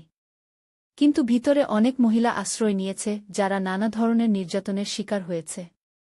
সেন্টারের প্রধান রেহানা আপা আমাকে স্বাগত জানালেন। অ্যান্টারা, আপনি এখানে নিরাপদে আছেন, তিনি বললেন। আমাদের এখানে কেউ খুঁজে পাবে না। আমি তাকে ধন্যবাদ দিলাম আর আমার নতুন রুমে চলে গেলাম। রুমটা ছোট কিন্তু পরিষ্কার। একটা ছোট বিছানা, একটা টেবিল আর একটা আলমারি। এই হবে আমার নতুন ঘর, যতদিন না আমার ছেলেকে ধরা হয়। রাতে আমি লক্ষ্য করলাম সেন্টারে আরও অনেক মহিলা আছে। কেউ স্বামীর নির্যাতন থেকে পালিয়ে এসেছে, কেউ পারিবারিক সহিংসতার শিকার হয়েছে, কেউ বা মানব পাচারের হাত থেকে উদ্ধার পেয়েছে। তাদের প্রত্যেকের একটা করে গল্প আছে, প্রত্যেকেই কোনো না কোনোভাবে ভুক্তভোগী। আমি তাদের সাথে কথা বললাম, তাদের গল্প শুনলাম। এক মহিলা, শাবনম, আমাকে বললেন, আমার স্বামী আমাকে প্রতিদিন মারত। আমি 5 বছর সহ্য করেছি, তারপর একদিন পালিয়ে এসেছি। আরেক মহিলা, রুমা, বললেন, আমার পরিবার আমাকে জোর করে বিয়ে দিতে চেয়েছিল। আমি চাইনি, তাই তারা আমাকে বাড়ি থেকে বের করে দিয়েছে। তাদের গল্প শুনে আমি বুঝলাম আমি একা নই। এই পৃথিবীতে অনেক মহিলা আছে যারা নানা ধরনের নির্যাতনের শিকার হয়েছে। আমার নিজের ছেলে আমাকে অপহরণ করেছে, এটা অবশ্যই একটা অদ্ভুত ঘটনা, কিন্তু নির্যাতনের ধরন যাই হোক না কেন, ব্যথা একই রকম। কয়েকদিন পরে এক রাতে রেহানা আপা আমাকে ডেকে নিয়ে গেলেন। তার চোখমুখ চিন্তিত দেখাচ্ছিল। অ্যান্টারা, পুলিশ থেকে খবর এসেছে, তিনি বললেন।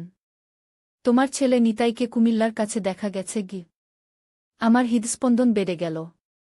কি? সে এখানে? সে কি জানে আমি এখানে আছি? আমরা নিশ্চিত নই, রেহানা আপা বললেন। কিন্তু সে হয়তো তোমার খোঁজ করতে করতে এখানে এসেছে। আমাদের তোমাকে আবার স্থানান্তর করতে হবে গি। আবার? আমি হতাশায় বললাম। আমি কতদিন এভাবে পালিয়ে বেড়াব? সে কি কখনোই আমাকে ছাড়বে না? রেহানা আপা আমার হাত ধরলেন।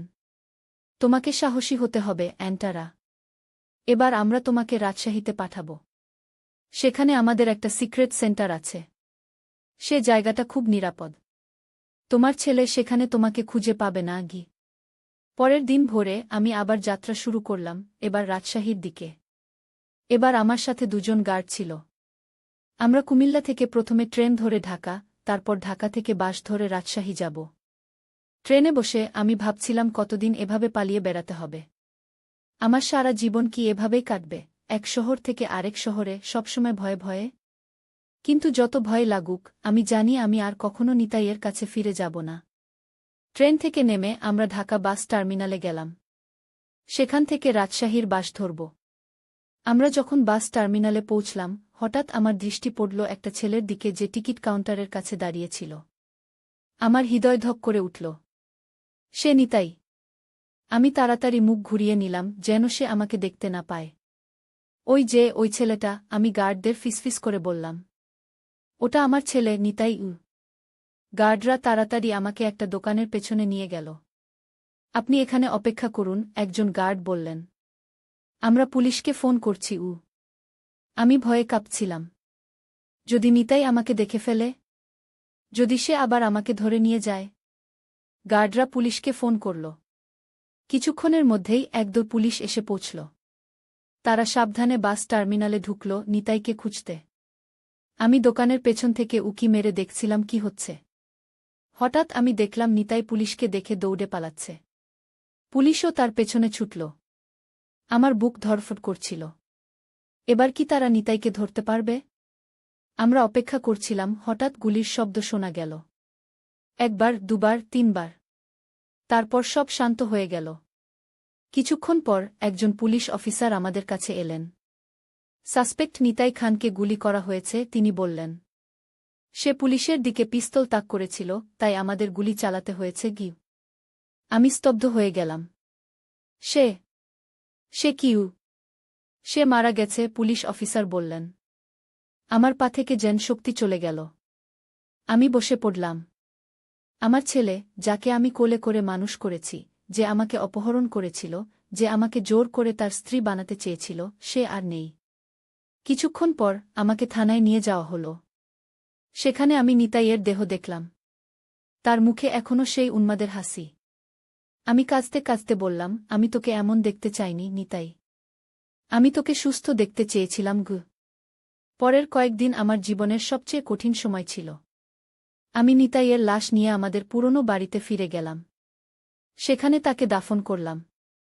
আমাদের পাড়ার লোকজন অবাক হয়ে আমাকে দেখছিল, তারা জানতই না আমি কোথায় ছিলাম এতদিন, কেনই বা নিতাই মারা গেল। আমি তাদের সত্যি ঘটনা বলিনি। বললাম নিতাই একটা অ্যাক্সিডেন্টে মারা গেছে। তারা বিশ্বাস করল বা না করল, আমি জানি না। নিতাইয়ের মৃত্যুর পর আমি একা হয়ে গেলাম। আমার জীবনে আর কেউ ছিল না। রাফি, নিতাইয়ের বাবা, তো বহু বছর আগেই আমাদের ছেড়ে চলে গিয়েছিল। আমার বাবা মাও অনেক আগে মারা গিয়েছেন। এখন আমি একা। 1 মাস কাটল। আমি প্রতিদিন নিতাইয়ের কবরে যেতাম, তার সাথে কথা বলতাম। আমি ভাবতাম, কোথায় আমি ভুল করেছিলাম? কি করলে নিতাই এমন হতো না? কিন্তু উত্তর পেতাম না। একদিন সকালে আমি একটা চিঠি পেলাম। চিঠিটা ছিল উইমেন সাপোর্ট সেন্টার থেকে। শামিমা আপা লিখেছেন, তারা আমার জন্য একটা কাজের ব্যবস্থা করেছেন। আমি যদি চাই, তাহলে তাদের রাজশাহী শাখায় যোগ দিতে পারি, সেখানে অন্য মহিলাদের সাহায্য করতে পারি যারা নির্যাতনের শিকার হয়েছে। আমি চিঠিটা বারবার পড়লাম।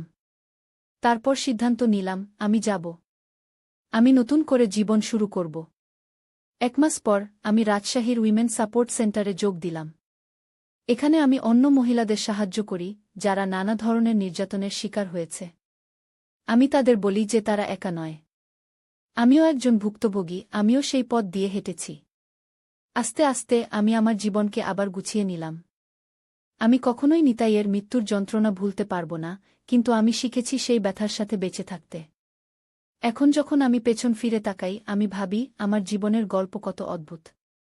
আমি শুরু করেছিলাম একজন 13 বছরের মা হিসেবে, তারপর হয়েছিলাম একজন আতঙ্কিত অপহরণের শিকার, আর এখন আমি একজন সাহসী মহিলা যে অন্যদের সাহায্য করে। আমার নাম অ্যান্টারা, আর এটাই আমার জীবনের অদ্ভুত রহস্য। গল্পের সারমর্ম, আমার যদি কেউ জিজ্ঞাসা করে কোনো রহস্য আমার জীবনে সবচেয়ে বড় প্রভাব ফেলেছে, আমি বলব সেটা হলো মানুষের মনের রহস্য। আমরা কখনোই জানি না মানুষের মনে কি আছে, কোনো অদৃশ্য অন্ধকার শক্তি তাদের নিয়ন্ত্রণ করছে।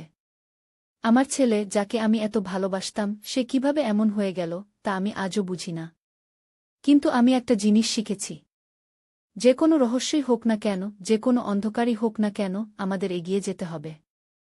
একা হয়ে গেলেও, ভয়ে কাঁপতে থাকলেও আমাদের লড়াই চালিয়ে যেতে হবে। কারণ জীবনের সবচেয়ে বড় রহস্য হল আমরা জানি না আগামীকাল কি হবে। আর সেটাই আমাদের চালিয়ে যাওয়ার শক্তি দেয়।